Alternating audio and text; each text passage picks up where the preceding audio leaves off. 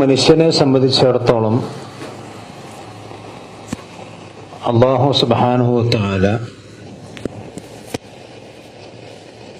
അയാൾക്ക് കൊടുക്കുന്ന വലിയൊരു അനുഗ്രഹമാണ് വിശുദ്ധ റമദാൻ എന്നുള്ളത്. ഒരു ഹദീസിൽ കാണാം, നബി സല്ലല്ലാഹു അലൈഹി വസല്ലമയുടെ സഹാബിമാര് വന്നുകൊണ്ട് അള്ളാഹുവിന്റെ പ്രവാചകൻ സല്ലല്ലാഹു അലൈഹി വസല്ലമയുടെ അടുക്കൽ ഒരു സംഭവം പറയുകയാണ്. അഥവാ ഒന്നിച്ച് ഇസ്ലാം സ്വീകരിച്ച രണ്ടാളുകൾ, അതിലൊരാൾ രക്തസാക്ഷിയായി മരണപ്പെടുന്നു, അള്ളാഹുവിന്റെ മാർഗത്തിൽ ഷഹീദായി മരണപ്പെടുന്നു. രണ്ടാമത്തെ വ്യക്തി കുറച്ചു കാലം കൂടി ജീവിച്ച് സാധാരണ നിലയിൽ മരണപ്പെടുന്നു. അങ്ങനെ ഒരു സഹാബി സ്വപ്നം കാണുന്നു, ഇതിൽ സാധാരണ രീതിയിൽ മരിച്ച ആ വ്യക്തിയാണ് ആദ്യം സ്വർഗത്തിലേക്ക് പ്രവേശിക്കുന്നത്. അപ്പോൾ സഹാബത്തിന് അത്ഭുതമായി. ഇത് നബി സല്ലല്ലാഹു അലൈഹി വസല്ലമയോട് അവർ വന്ന് ചോദിക്കുകയാണ്. ഒരേ സമയം ഇസ്ലാം സ്വീകരിച്ച് എന്നാൽ രക്തസാക്ഷിയായി മരണപ്പെട്ട ഒരു മനുഷ്യനും, എന്നാൽ അത് കഴിഞ്ഞതിന് ശേഷം സ്വാഭാവികമായ മരണം മരിച്ച ഒരു മനുഷ്യനും, പക്ഷെ അയാൾ ആദ്യം സ്വർഗത്തിലേക്ക് പ്രവേശിക്കുന്നു. അപ്പോൾ നബി സല്ലല്ലാഹു അലൈഹി വസല്ലം സഹാബത്തിന് പറഞ്ഞു, ഇതിൽ അത്ഭുതപ്പെടാൻ എന്തിരിക്കുന്നു? വഹൽ അദ്റക റമളാൻ, ആദ്യത്തെ മനുഷ്യൻ മരിച്ചതിന് ശേഷം, മരണപ്പെട്ടതിന് ശേഷം പിന്നീട് ജീവിച്ച ഈ ഒരു മനുഷ്യന് റമളാൻ കിട്ടിയില്ലേ എന്നാണ് നബി സല്ലല്ലാഹു അലൈഹി വസല്ലം ചോദിച്ചത്. അഥവാ ഷഹീദായി മരിച്ച മനുഷ്യന് കിട്ടാത്ത റമളാൻ ഈ മനുഷ്യന് കിട്ടിയില്ലേ എന്നാണ് നബി സല്ലല്ലാഹു അലൈഹി വസല്ലമയുടെ ചോദ്യം. അപ്പൊ എന്ത് മനസ്സിലായി? ഒരു മനുഷ്യന്റെ ജീവിതത്തിൽ അല്ലാഹു സുബ്ഹാനഹു വ തആല നൽകുന്ന അനുഗ്രഹങ്ങളിൽ വളരെ പ്രധാനപ്പെട്ട ഒരു നിഅമത്താണ്, അനുഗ്രഹമാണ് വിശുദ്ധ റമളാൻ എന്നുള്ളത്.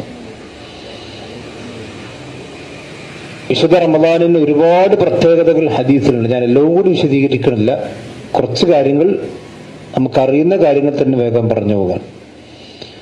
അല്ലാഹു സുബ്ഹാനഹു വ തആല റമളാനെ ഈ ശരീഅത്തിൽ മാത്രമല്ല പ്രത്യേകമാക്കിയിട്ടുള്ളത്. യാ അയ്യുഹല്ലദീന ആമനൂ കുതിബ അലൈക്കുമുസ് സിയാം കമാ കുതിബ അലല്ലദീന മിൻ ഖബ്ലിക്കും ലഅല്ലക്കും തത്തഖൂൻ. വിശ്വാസികളെ, നിങ്ങൾക്ക് അല്ലാഹു നോമ്പ് നിർബന്ധമാക്കിയിരിക്കുന്നു, നിങ്ങൾക്ക് മുമ്പുള്ളവർക്ക് നിർബന്ധമാക്കപ്പെട്ടതുപോലെ. അപ്പൊ നോമ്പ് അവർക്ക് മുമ്പുണ്ട്. അതേ സമയത്ത് വിശുദ്ധ റമളാൻ അല്ലാഹു സുബ്ഹാനഹു വ തആല തൗറാത്തിനെയും ഇഞ്ചീലിനെയും സബൂറിനെയും ഇറക്കാൻ വേണ്ടി തെരഞ്ഞെടുത്ത മാസമാണ്. ഖുർആൻ മാത്രമല്ല റമളാൻ ഇറക്കപ്പെട്ടിട്ടുള്ളത്. തൗറാത്തും ഇഞ്ചീലും സബൂറും അടക്കമുള്ള പൂർവ്വവേദങ്ങളെല്ലാം, ഇബ്രാഹിം നബി അലൈഹി സ്വലാത്തു വസ്സലാമക്ക് കിട്ടിയ വേദഗ്രന്ഥം അടക്കം അല്ലാഹു സുബ്ഹാനഹു വ തആല റമളാനിലാണ് ഇറക്കിയിട്ടുള്ളത്. അതുകൊണ്ട് തന്നെ മുമ്പ് കാലങ്ങൾ മുതൽക്കു തന്നെ വിശുദ്ധ റമളാനിന്റെ മഹത്വങ്ങൾ നമുക്ക് കാണാൻ കഴിയും. നമ്മളെ ശരീഅത്തിനെ സംബന്ധിച്ചിടത്തോളം, റസൂലുള്ളാഹി സ്വല്ലല്ലാഹു അലൈഹി വസല്ലം സംബന്ധിച്ചിടത്തോളം വിശുദ്ധ ഖുർആൻ ഇറങ്ങി എന്നുള്ളതാണ്. ശഹ്റു റമളാൻ അല്ലദീ ഉൻസില ഫീഹിൽ ഖുർആൻ എന്ന് അല്ലാഹു സുബ്ഹാനഹു വ തആല പറഞ്ഞിട്ടുണ്ട്. രണ്ടാമത്തെ വിഷയം, അല്ലാഹു സുബ്ഹാനഹു വ തആല ഈ വിശുദ്ധ ഖുർആനിനെ ഇറക്കിയത് കൊണ്ട് തന്നെ ഫബിദാലിക ഫൽയഫറഹു, നിങ്ങൾ അതിന് സന്തോഷിക്കണം. ആ സന്തോഷ പ്രകടനവും നന്ദി പ്രകടനവുമാണ് യഥാർത്ഥത്തിൽ ഫമൻ ശഹിദ മിൻകുമുശ് ശഹറ ഫല്യസുംഹു. നിങ്ങൾ ആ ഖുർആൻ ഇറങ്ങിയ മാസത്തിൽ ആരെങ്കിലും സാക്ഷികളായാൽ നിങ്ങൾ നോമ്പ് നോൽക്കണം.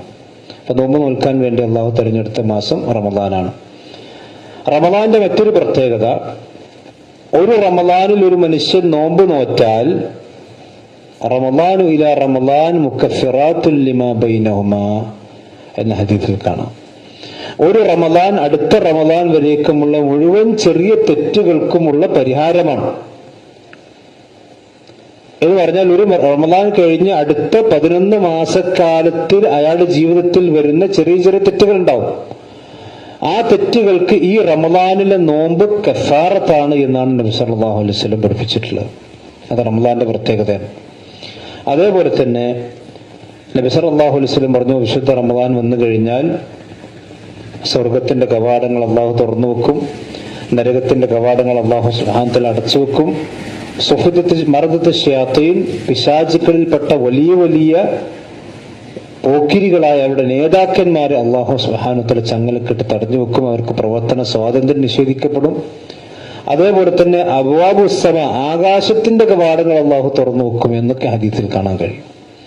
എന്ന് പറഞ്ഞാൽ ഒരു മനുഷ്യനെ സംബന്ധിച്ചിടത്തോളം അള്ളാഹു സുബ്ഹാനഹു വ തആല റമദാനിൽ ആ മനുഷ്യന് നന്നാകണം എന്നുണ്ടെങ്കിൽ, അള്ളാഹുവിനേക്ക് ആ മനുഷ്യൻ അടുക്കണമെന്നുണ്ടെങ്കിൽ, അങ്ങനെ ആഗ്രഹം ആ മനുഷ്യനുണ്ടെങ്കിൽ അള്ളാഹു എല്ലാ സംവിധാനങ്ങളും പ്രകൃതിയിൽ തന്നെ അവൻ ഒരുക്കി കൊടുക്കുന്നു. വേറൊരു മാസത്തിലും ഈ ഒരു പ്രത്യേകത ഇല്ല. അതൊരു മനുഷ്യന് സ്വർഗം കിട്ടണം, എനിക്ക് അള്ളാഹുവിന്റെ അടുക്കൽ രക്ഷപ്പെടണം, എനിക്ക് നന്മയിലേക്ക് കുതിക്കണം എന്നൊരു മനുഷ്യന് മനസ്സിൽ ആഗ്രഹമുണ്ടെങ്കിൽ ആ ആഗ്രഹത്തെ പൂർത്തീകരിക്കാൻ ആവശ്യമായ ഭൗതികമായ മാറ്റങ്ങളും സംവിധാനങ്ങളും അള്ളാഹു സുബ്ഹാനഹു വ തആല വിശുദ്ധ റമദാനിൽ ഒരുക്കി കൊടുക്കുന്നു. അതുകൊണ്ടാണ് പിശാചുക്കളെ ബന്ധനസ്ഥനാക്കുന്നു, ആകാശത്തിന്റെ കവാടങ്ങൾ തുറന്നു കൊടുക്കുന്നു. അതുപോലെ തന്നെ പ്രവാചകന്റെ ഹദീസിൽ കാണാം, എല്ലാ രാവിലും അള്ളാഹുവിന്റെ മലക്കുകളിൽ വിളിച്ചു യാ ബാഗിയൽ ഖൈർ അഖ്ബിൽ വയാ ബാഗിയൽ ശർരി അഖ്സർ, നന്മ ഉദ്ദേശിക്കുന്നവർ നിങ്ങൾ വേഗം വേഗം നന്മയിലേക്ക് വരുന്ന ഇത് മലക്കുകൾ നമ്മൾ പ്രേരിപ്പിക്കുന്നുണ്ട്. വിശ്വാസികളായ ആളുകൾ അള്ളാഹുവിന്റെ മലക്കൾ പ്രേരിപ്പിക്കുകയാണ്, നിങ്ങൾ നന്മയിലേക്ക് വേഗം വരൂ, റമദാനായി നോക്കി നിൽക്കണ്ട, തിന്മൊക്കെ ഒഴിവാക്കൂ എന്ന് അള്ളാഹുവിന്റെ മലക്കുകൾ പറയുന്നു എന്ന് അള്ളാഹുവിന്റെ പ്രവാചകൻ സല്ലല്ലാഹു അലൈഹി വസല്ലം. ഇതൊക്കെ റമദാനിന് മാത്രമേ ഉള്ളൂ. ഹജ്ജിന്റെ മാസങ്ങളിൽ പോലും ഈ പ്രത്യേകതകളില്ല. അതുപോലെ തന്നെ എല്ലാ രാവിലും, റമദാന്റെ രാവിലാണോ അഥവാ രാത്രിക്കാണോ പകലിനാണോ ശ്രേഷ്ഠത എന്ന് ഈ മഹാൻ ഇബ്നുൽ ഖയ്യിം റഹ്മത്തുള്ളാഹി അലൈഹി അദ്ദേഹത്തിന്റെ സാദുൽ മആദിൽ ചർച്ച ചെയ്തിട്ടുണ്ട്. അവസാനം അദ്ദേഹം പറഞ്ഞത് റമദാനിന്റെ രാത്രിക്കാണ് ഫضل കൂടുതലുള്ളത്, ശ്രേഷ്ഠത കൂടുതലുള്ളത്. പകല് നോമ്പുണ്ട്, പക്ഷെ ശ്രേഷ്ഠത രാത്രിക്കാണ്. എന്തുകൊണ്ട്? പല കാരണങ്ങളല്ല. ഒരു കാരണം അതാണ്, ലൈലത്തുൽ ഖദ്ർ രാത്രിയാണ്, ഖുർആൻ ഇറങ്ങിയത് രാത്രിയിലാണ്. അതേപോലെ തന്നെ നബി സല്ലല്ലാഹു അലൈഹി വസല്ലമയുടെ അടുക്കൽ ജിബ്രീൽ അലൈഹി സ്വലാത്തു വസ്സലാം എല്ലാ റമദാനിലും വരാറുണ്ട്, വരുന്ന സമയം രാത്രിയാണ്. മറ്റൊരു ഹദീസിൽ കാണാം, വലില്ലാഹി ഉതഖാഉ മിനന്നാർ, അള്ളാഹുവിന്റെ അടുക്കൽ നരകത്തിൽ നിന്ന് മോചിപ്പിക്കപ്പെടുന്ന ചില ആളുകളുണ്ട്. അള്ളാഹു നമ്മെല്ലാം അത് ഉൾപ്പെടുത്തി അനുഗ്രഹിക്കുമാറാവട്ടെ. വദാലിക കുല്ല ലൈലത്തിൻ ഫി റമദാൻ, അത് റമദാന്റെ എല്ലാ രാത്രിയിലുമാണ് സംഭവിക്കുക. റമദാന്റെ നാളെ മുതൽക്കുള്ള ഓരോ രാത്രിയിലും നരകത്തിലേക്ക് പോകുന്ന ചില മനുഷ്യന്മാരെ അള്ളാഹു അതിൽ നിന്ന് മാറ്റി സ്വർഗത്തിന്റെ വഴിയിലേക്ക് തിരിച്ചുവിട്ട് അവരെ സ്വർഗത്തിന്റെ അഹലുകാരായി മാറ്റും. അത് രാത്രിയിലാണ് ആ പ്രക്രിയ നടക്കുക എന്ന് റസൂലുള്ളാഹി സ്വല്ലല്ലാഹു അലൈഹി വസല്ലം. അപ്പൊ ഇതും രാത്രിയുടെ പ്രത്യേകത. പക്ഷെ ഇപ്പൊ നിങ്ങൾ ആലോചിച്ച് നോക്കണ്ടേ, ഇപ്പൊ റമദാൻ നാളെ വന്നു കഴിഞ്ഞാൽ നമ്മുടെ ചെക്കന്മാർക്ക് കണ്ട വേണ്ടി തറാവീസ്കരിച്ചാൽ കുൽക്കി സർവത്ത് കുടിക്കുക, പിന്നെ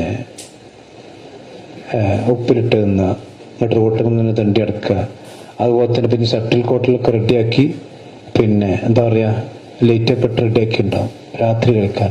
പകലേതായാലും ചൂടല്ലേ, ആലോചിച്ച് നോക്കണം. അള്ളാഹുവിന്റെ റസൂൽ സല്ലല്ലാഹു അലൈഹി വസല്ലം പറഞ്ഞ രാത്രിക്കാണ് മഹത്വമുള്ളത്, രാത്രിയിലാണ് ജിബ്രീൽ വരുന്നത്, മലക്കൾ വരുന്നത്, അള്ളാഹു നരകത്തിൽ നിന്ന് മോചിപ്പിക്കുന്ന ഒക്കെ രാത്രിയിലാണ്.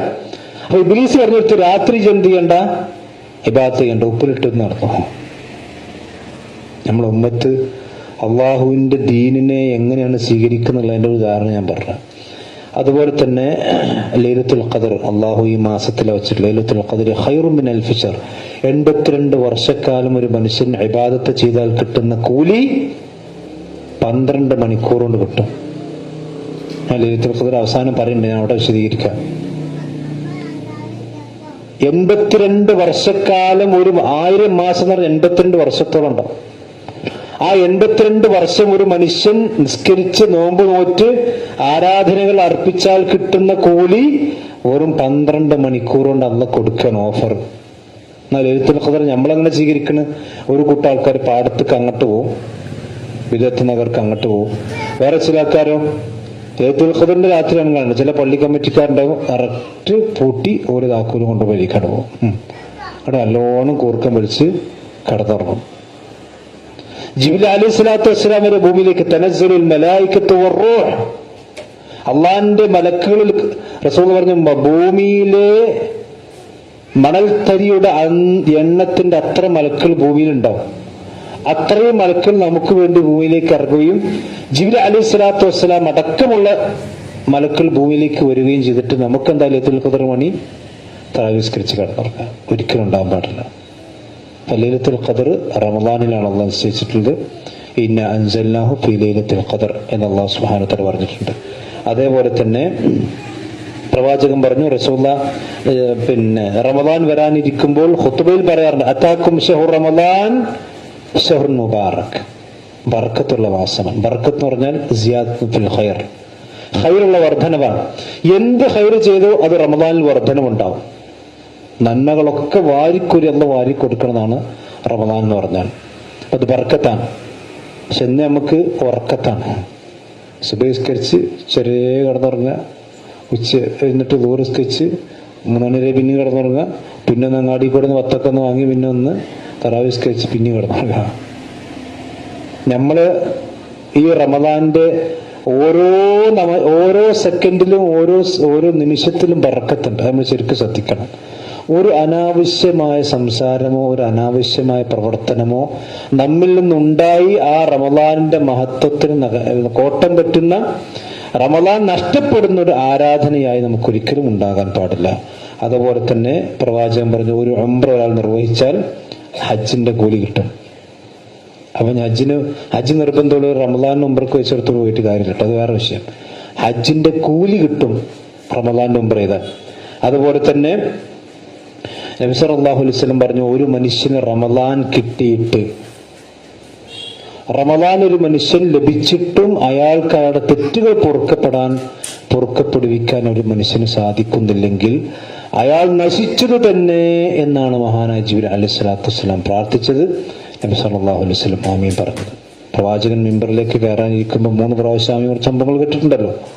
അതിലൊന്നെന്താണ്, ഒരു മനുഷ്യൻ മൻ അദറക റമദാൻ ഫലം യുഗ്ഫർ ലഹു, ഒരു മനുഷ്യന് റമദാൻ കിട്ടി പക്ഷെ അവന്റെ പാപങ്ങൾ പൊറുക്കപ്പെടുവിക്കാൻ അവനെ കൊണ്ട് സാധിക്കുന്നില്ലെങ്കിൽ അവൻ നശിച്ചു പോകട്ടെ എന്ന് റസൂലുള്ളാഹി പ്രവാചകന്റെ അടുക്കൽ പ്രാർത്ഥിക്കപ്പെട്ടപ്പോൾ ജിബ്രീൽ അലൈഹി സ്വലാത്തു വസ്സലാം ആമീൻ പറയാൻ വേണ്ടി പറഞ്ഞു, റസൂലുള്ളാഹി ആമീൻ പറഞ്ഞു. അതുകൊണ്ട് നമ്മൾ ഏറ്റവും ശ്രദ്ധിക്കണം വെച്ചാൽ വിശുദ്ധ റമദാനിൽ നമ്മളെ പാപങ്ങൾ പൊറുക്കപ്പെടുവിക്കാൻ ശ്രദ്ധിക്കണം. അതേപോലെ തന്നെ തറാവീഹ് നബി സല്ലല്ലാഹു അലൈഹി വസല്ലം ജമാഅത്ത് അനുസ്കരിച്ചത് റമദാനിലാണ്. അതുപോലെ തന്നെ പ്രവാചകൻ ഇഅ്തികാഫ് ഇരുന്നത് റമദാനിലാണ്. മഹാനായ ജിബ്രീൽ അലൈഹി സ്വലാത്തു വസ്സലാം റസൂലുള്ളാഹി സ്വല്ലല്ലാഹു അലൈഹി വസല്ലമിന്റെ അടുക്കൽ എല്ലാ രാവിലും റമദാൻ. ഇങ്ങനെ ഒരുപാട് പ്രത്യേകതകൾ ഉള്ള മാസത്തിലേക്കാണ് ഇൻഷാ അല്ലാഹ് നമ്മൾ പ്രവേശിക്കാനിരിക്കുന്നത്. നമ്മളെപ്പോഴും മനസ്സിലാക്കേണ്ടത് വെച്ചാൽ ഈ റമദാൻ ഒരു പക്ഷേ നമ്മുടെ ഒക്കെ ജീവിതത്തിൽ അവസാനത്തെ റമദാനായിരിക്കാം, നമുക്ക് ആർക്കും അറിയില്ല. നമ്മൾ ആ ഒരു നിലക്ക് തന്നെയാണ് റമദാനെ സ്വീകരിക്കേണ്ടത്. എന്റെ ജീവിതത്തിൽ അവസാനത്തെ റമദാനായിരിക്കാം എന്ന് തന്നെയാണ് നമ്മൾ മനസ്സിലാക്കണം. പ്രവാചകൻ നിസ്കരിക്കുന്ന ആള് പറഞ്ഞല്ലോ, സല്ലി സലാത്ത മുവദ്ദിഈൻ, നീ ഒരു വിടവാങ്ങിപ്പോകുന്നവന്റെ നമസ്കാരം നമസ്കരിക്കണം എന്ന് പ്രവാചകൻ പറഞ്ഞു. ഇനി എനിക്കൊരു റമദാൻ കിട്ടൂല.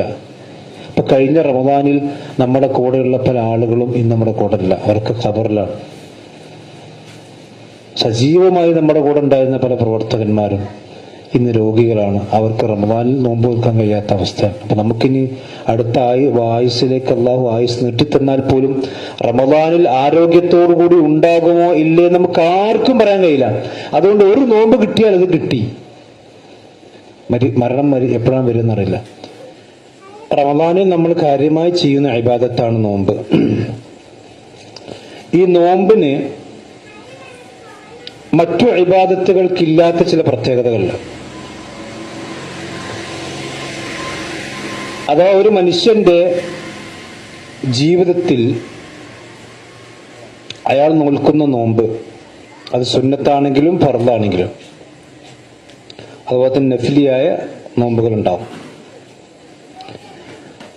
ഈ നോമ്പ് അതിനെ സംബന്ധിച്ചിടത്തോളം അല്ലാഹു സുബ്ഹാനഹു വ തആല പറഞ്ഞിട്ടുള്ളത്, നോമ്പ് കൊണ്ട് തഖ്വ ഉണ്ടാവുന്നത്. യാ അയ്യുഹല്ലദീന ആമനൂ കുതിബ അലൈക്കുമുസ് സിയാം കമാ കുതിബ അലല്ലദീന മിൻ ഖബ്ലിക്കും ലഅല്ലക്കും തത്തഖൂൻ. തഖ്വ ഉണ്ടാകുക എന്ന ലക്ഷ്യമാണ് നോമ്പിനെ സംബന്ധിച്ച്. നിസ്കാരത്തെ സംബന്ധിച്ചൊക്കെ വിശദീകരിക്കപ്പെട്ടിട്ടുണ്ട്. അപ്പൊ എന്താണ് ഈ തഖ്വ എന്ന് പറഞ്ഞാൽ? ഒരു മനുഷ്യന്റെ ജീവിതത്തിൽ തഖ്വ ഉണ്ടാകുന്ന പറഞ്ഞാൽ 2-3 കാര്യങ്ങൾ അയാൾക്ക് ഉണ്ടാകണം. ഒന്ന്, വഖായത്തുൻ നഫ്സ് അനി ശിർക്ക്, ഷിർക്കിൽ നിന്ന് അയാൾ രക്ഷപ്പെടുന്നവനായിരിക്കണം. വൽ അമാലി സയ്യ, മോശമായ പ്രവർത്തനങ്ങളിൽ നിന്ന് അയാൾ രക്ഷപ്പെട്ടവനാകണം. മൂന്നാമത്തേത് വൽ മുവാളവത്ത് അലൽ അഅമാലിൽ ഹസന, നന്മയിൽ അയാൾ തുടർച്ചയുള്ളവനായിരിക്കണം. അയാൾക്കാണ് തഖ്വ ഉണ്ടാകുക. ഷിർക്കിൽ രക്ഷപ്പെടണം, നന്മകൾ അയാൾ ചെയ്തുകൊണ്ടിരിക്കണം, തിന്മകളിൽ നിന്ന് അയാൾ മുക്തി നേടുകയും വേണം. ഈ ഒരു പ്രവർത്തനമാണ് യഥാർത്ഥത്തിൽ തഖ്വ. ഇതിനാണ് നോമ്പ് എന്ന് പറഞ്ഞത്. അതുകൊണ്ടാണ് ഈ ലക്ഷ്യം നിർവഹിക്കാൻ നോമ്പിന് കഴിവുണ്ട് എന്നതുകൊണ്ടാണ് നബി സല്ലല്ലാഹു അലൈഹി വസല്ലം പറഞ്ഞത്, നിങ്ങൾക്കൊരാൾക്ക് കല്യാണം കഴിക്കാൻ കഴിയുന്നില്ലെങ്കിൽ അവൻ തന്റെ വികാരങ്ങൾ നിയന്ത്രിക്കാൻ നോമ്പ് നിൽക്കട്ടെ എന്ന പ്രവാചകം. നിസ്കരിക്കട്ടെ എന്നല്ല. നിങ്ങൾ വിവാഹം ചെയ്യാൻ പ്രാപ്തിയുണ്ട്, അതല്ലെങ്കിൽ ശാരീരികമായ എന്തെങ്കിലും പ്രയാസങ്ങളുണ്ട്, പക്ഷേ അയാൾക്ക് വികാരങ്ങൾ നിയന്ത്രിക്കാൻ നബി സല്ലല്ലാഹു അലൈഹി വസല്ലം കൊടുത്ത വഴി അയാൾ നോമ്പ് നിൽക്കട്ടെ. ഫഇന്ന ലഹു വിജാഅൻ, അതവന് പരിചയാണ്. അവൻ കുറെ നിസ്കരിച്ചോട്ടെ എന്നല്ല. അപ്പൊ നോമ്പ് ഒരു മനുഷ്യന്റെ ഭക്ഷണം എന്ന് പറയുന്നത്, ഭക്ഷണം കുറഞ്ഞു കഴിഞ്ഞാൽ മനുഷ്യന്റെ ശരീരത്തിൽ വികാര വിചാരങ്ങൾക്കും അതുപോലെ തന്നെ എല്ലാ കാര്യങ്ങൾക്കും കുറവ് സംഭവിക്കും സ്വാഭാവികമായിട്ടും.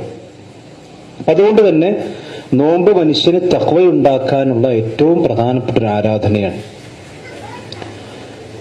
അതേപോലെ തന്നെ റസൂലുള്ളാഹി സ്വല്ലല്ലാഹു അലൈഹി വസല്ലമിന്റെ ഹദീസിൽ കാണാം, അസ്സിയാമു ജുന്നത്തുൻ മിനന്നാർ യസ്തജിന്നു ബിഹാ അൽഅബ്ദു മിനന്നാർ. ജുന്നത്ത് എന്ന് പറഞ്ഞാൽ ഒരു മറയാണ്, പരിച. ശൈത്താനുമായിക്കൊണ്ട് നിരന്തരം നമ്മൾ ഏറ്റുമുട്ടിക്കൊണ്ടിരിക്കുകയാണ്. അന്നത്തെ കാലം റസൂലുള്ളാഹിന്റെ സഹാബത്തിന്റെ കാലം പോലെയല്ല അന്നത്തെ കാലം എന്ന് പറഞ്ഞാൽ. ഇന്ന് പിശാചിന്റെ വഴികൾ ഒരുപാട് വികസിച്ചിട്ടുണ്ട്, ഒരുപാട് വഴികൾ ഉണ്ട്. അപ്പൊ നമ്മളെ സംബന്ധിച്ചിടത്തോളം മനുഷ്യന് നല്ല തഖ്വ അല്ലെങ്കിൽ പിശാചിന് മുന്നിൽ പിടിച്ചിക്കാൻ പറ്റാത്ത അവസ്ഥയാണ്. അതുകൊണ്ട് തന്നെ ആ തഖ്വ ഉണ്ടാകാത്ത ഒരു നോമ്പെന്ന് പറഞ്ഞാൽ ഒരു മനുഷ്യന് പിശാചുമായിക്കൊണ്ട് ഏറ്റുമുട്ടുന്നതിന്റെ പരിചയാണ്ടാണ് പ്രവാചകൻ സല്ലല്ലാഹു അലൈഹി വസല്ലം. അതുപോലെ തന്നെ മൻ സാമ യൗമൻ ഫീ സബീലില്ലാഹി ബഅദല്ലാഹു വജ്ഹഹു മിനൻ നാരി 70 ഖരീഫൻ. ഒരു മനുഷ്യൻ നോമ്പ് നോറ്റാൽ അവന്റെ മുഖത്തെ അള്ളാഹു 70 വർഷത്തെ വഴിദൂരം ആ മനുഷ്യന്റെ മുഖത്ത് അള്ളാഹു പിന്നെ നരകത്തിൽ നിന്ന് വിദൂരമാക്കുന്നതാണെന്നാണ് നബി സല്ലല്ലാഹു അലൈഹി വസല്ലം പഠിപ്പിച്ചിട്ടുള്ളത്. ഒരു മനുഷ്യൻ ഒരു ദിവസം നോമ്പ് നോറ്റാൽ, അള്ളാഹിന്റെ മാർഗത്തിൽ നോമ്പ് നോറ്റാൽ 70 വർഷക്കാലത്തെ ദൂരത്തിൽ നിന്ന് അയാൾ നരകത്തിൽ നിന്ന് ദൂരെയാകും. അതായത് ഒരു മാസക്കാലം നോമ്പ് നോറ്റാലോ, എല്ലാ മാസവും 3 ദിവസം നോമ്പ് നോറ്റാലോ, നിങ്ങൾ ആലോചിച്ചു, 3 ദിവസം നോമ്പ് നോറ്റാൽ വർഷം മുഴുവൻ നോമ്പ് നോറ്റവനെ പോലെയാണ്. അപ്പൊ അയാൾ എത്രയോ ദൂരെയായിരിക്കും നരകത്തിൽ നിന്നുണ്ടാവുക. അള്ളാഹു അനുഗ്രഹിക്കുമാറാവട്ടെ. അപ്പൊ ഇത്രയും പുണ്യമുള്ള ഇബാദത്താണ് നോമ്പ് എന്ന് പറഞ്ഞാൽ.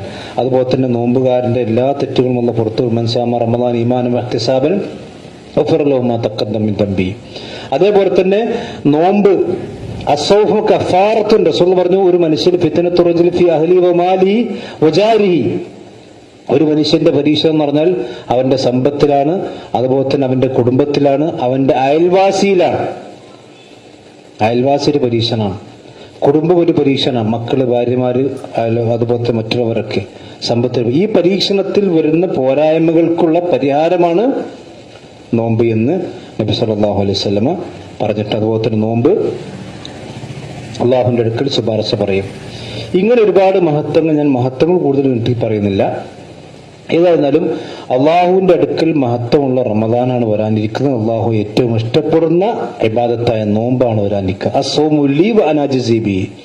നോമ്പ് എനിക്കുള്ളതാണ്, നോമ്പിന് ഞാനാണ് പ്രതിഫലം കൊടുക്കുക. അതല്ല പറയാൻ കാരണം എന്താ വെച്ചാൽ, രഹസ്യമായ ആരാധനയാണ് നോമ്പെന്ന് പറഞ്ഞാൽ. ബാക്കിയൊക്കെ പരസ്യം ഉണ്ടാവും.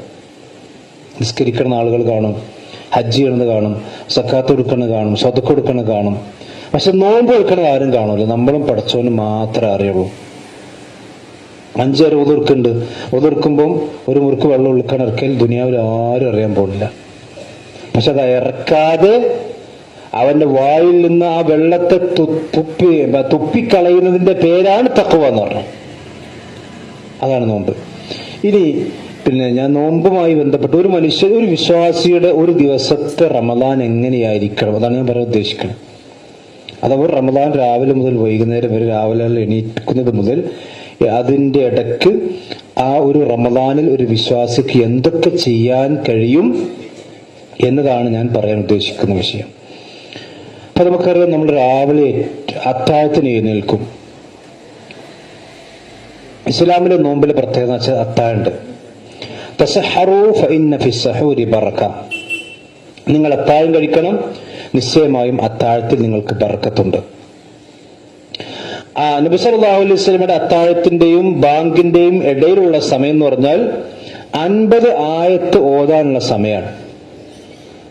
റസൂലുള്ളാഹി സ്വല്ലല്ലാഹു അലൈഹി വസല്ലമയുടെ സഹാബത്ത് സമയം പറയൽ അങ്ങനെയാണ്. നമ്മളങ്ങനെ സമയം പറയല് കാവണിക്കൂർ, 10 മിനിറ്റ്, 2 മിനിറ്റ്, 3 മിനിറ്റ്, അര മിനിറ്റ്. റസൂലുള്ളാഹിന്റെ സഹാബത്ത് മിനിറ്റ് അല്ല, ഒരു ഖുർആനുമായി അവരുടെ ബന്ധം നിങ്ങൾ നോക്കണം. സഹാബത്ത് പറയാണ്, നബി സല്ലല്ലാഹു അലൈഹി വസല്ലമയുടെ അത്താഴത്തിന്റെയും ബാങ്കിന്റെയും ഇടയിലുള്ള സമയം ഖദർ 50 ആയ. നമ്മളോട് ചോദിച്ചാൽ 50 ആയത്തോട് എത്ര സമയം വേണ്ടി വെച്ചാൽ നമ്മളിങ്ങനെ പെട്ടോക്കും. അത്രയും ഖുർആനുമായുള്ള ബന്ധമാണ് ഈ പ്രയോഗത്തിന് മനസ്സിലാണ്. അപ്പൊ ഏകദേശം ഒരു 10-15 മിനിറ്റോളം സാവധാനം ഓതുകയാണെങ്കിൽ ഉണ്ടാവും. അപ്പൊ ആ 15 മിനിറ്റ് അത്താഴം കഴിക്കണം. നമ്മൾ അത്താഴം കഴിക്കണം എന്ന് പറഞ്ഞാൽ അത്താഴം കഴിക്കുന്നത് ബർക്കത്തിന് വേണ്ടിയാണ്, റസൂലുള്ളാഹിന്റെ സുന്നത്ത് നിലനിർത്താനും അതുപോലെ തന്നെ നമുക്ക് വൈകുന്നേരം വരെ വലിയ ക്ഷീണമില്ലാതിരിക്കാനുമാണ്. അത്താഴം കഴിക്കാതെ നോമ്പ് എടുക്കാൻ പാടില്ല. സുന്നത്ത് നോമ്പ് വേണമെങ്കിൽ നോൽക്കാന്നല്ല, ഫർദ് ഒരിക്കലും പാടില്ല. നബി സല്ലല്ലാഹു അലൈഹി വസല്ലമ ചിലപ്പോൾ ഭാര്യമാരെ വീട്ടിലേക്ക് ചെല്ലും രാവിലെ ഭക്ഷണത്തിന് വേണ്ടി. അപ്പോൾ നബി ഒന്നും കഴിച്ചിട്ടുണ്ടാവില്ല. അപ്പോൾ ഭാര്യമാര് പറയും ഇവിടെ ഭക്ഷണം ഇല്ലാന്ന് പറയും. എന്നായിക്കോട്ടെ നിനക്ക് നോമ്പാന്ന് പറയും. അത് സുന്നത്ത് നോമ്പ് പറ്റും. ഫർദ് നോമ്പിൽ അത്താഴം, കാരണം നമ്മുടെയും ജൂതന്മാരുടെ നോമ്പിന്റെയും ഇടയിലുള്ള വ്യത്യാസം അത് പിന്നെ അത്താഴമാണ്. അതുകൊണ്ട് നിങ്ങൾ അത്താഴം കഴിക്കണം.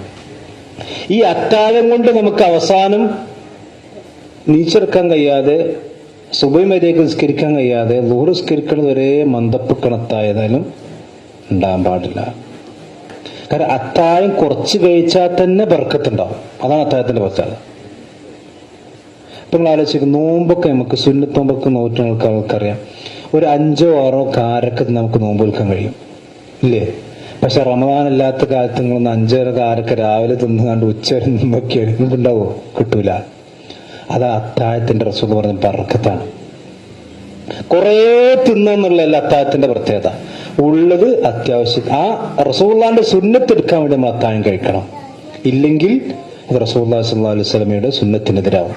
പണ്ട് കാലത്തൊക്കെ പിന്നെ നമ്മള് ഇവർക്കൊക്കെ അറിയിക്കാറ്, പണ്ട് കാലത്ത് എന്റെയൊക്കെ വളരെ ചെറുപ്പത്തില് പിന്നെ 3 മണിക്കൊക്കെ നീച്ച് അത്താഴം കഴിച്ച് എനിക്ക് ഓർമ്മയുണ്ട്. 3 മണിക്കൊക്കെ രാത്രി 2 മണി 3 മണിക്കൊക്കെ നീക്കും അത്താഴം കഴിക്കാൻ. എന്നിട്ടെന്താ ചെയ്യാ? മൂലൊക്കെ അറിയിക്കാറ്. എന്നിട്ടെന്താ ചെയ്യാ? അവിടെ കിടന്നുറങ്ങും. അന്ന് പള്ളിക്കുന്ന പോലില്ലല്ലോ, സുബഹിസ്കരിക്കാന്ന് പള്ളിക്കുന്ന പോലെ അങ്ങോട്ട് കിടന്നുറങ്ങും. ഇങ്ങോട്ട് 7 മണി 7:30 മണിക്ക് നീച്ചാണ്ട് സുബഹിസ്കരിക്കും. എന്താ റമദാനം! അതുകൊണ്ട് അങ്ങനെ ഉണ്ടായിരുന്നത്. ഇന്നതൊക്കെ മാറി അൽഹംദുലില്ലാഹ്. റസൂലുള്ളാഹിന്റെ സുന്നത്തിലേക്ക് വന്നു നമ്മൾ. അപ്പൊ അത്താഴം റസൂലുള്ളാഹിന്റെ സുന്നത്താണ്. ഇനി ആ അത്താഴം കഴിച്ചതിന് ശേഷമുള്ള ബാങ്ക് കൊടുക്കുന്നവരെയുള്ള സമയം ഉണ്ടാവും. എല്ലാവരും ശ്രദ്ധിച്ചോളി. നമ്മുടെ ജീവിതത്തിൽ അള്ളാഹു നമുക്ക് നൽകുന്ന ഏറ്റവും അസുലഭമായ അവസരമാണ്. ഏറ്റവും അസുലഭമായ അവസരം. ഈ സന്ദർഭത്തിൽ നമ്മൾ ഒരു കാരണവശാലും ഉറങ്ങാൻ പാടില്ല. ഒരു കാരണവശാലും ഉറങ്ങാൻ പാടില്ല. കാരണം റസൂലുള്ളാഹി പറഞ്ഞു, പിന്നെ പ്രവാചകൻ റസൂലുള്ളാഹിന്റെ ഹദീസിൽ കാണാം, അല്ലാഹു 1-ാം ആകാശത്തേക്ക് ഇറങ്ങി വരുന്ന സമയമാണ്.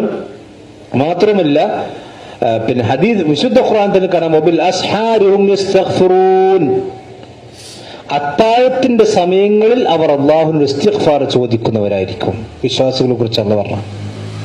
അത്താഴം കഴിച്ചു കഴിഞ്ഞ് 15 മിനിറ്റ് നമ്മൾ വാച്ചിക്ക് നോക്കും, ബാങ്ക് കൊടുക്കാൻ 10 മിനിറ്റ് കൂടി ഒന്ന് കിടക്കട്ടെ. ഒരിക്കലും ചെയ്യാൻ പാടില്ല. കാരണം ആ സമയത്തിന്റെ അത്ര ബർക്കത്ത് വേറൊരു സമയത്തിനില്ല. വബിൽ അസ്ഹാരിഹും യസ്തഗ്ഫിർ. അതുകൊണ്ട് നമ്മൾ വേഗം അത്താഴം കഴിഞ്ഞ് പെണ്ണുങ്ങൾ ശ്രദ്ധിക്കുക.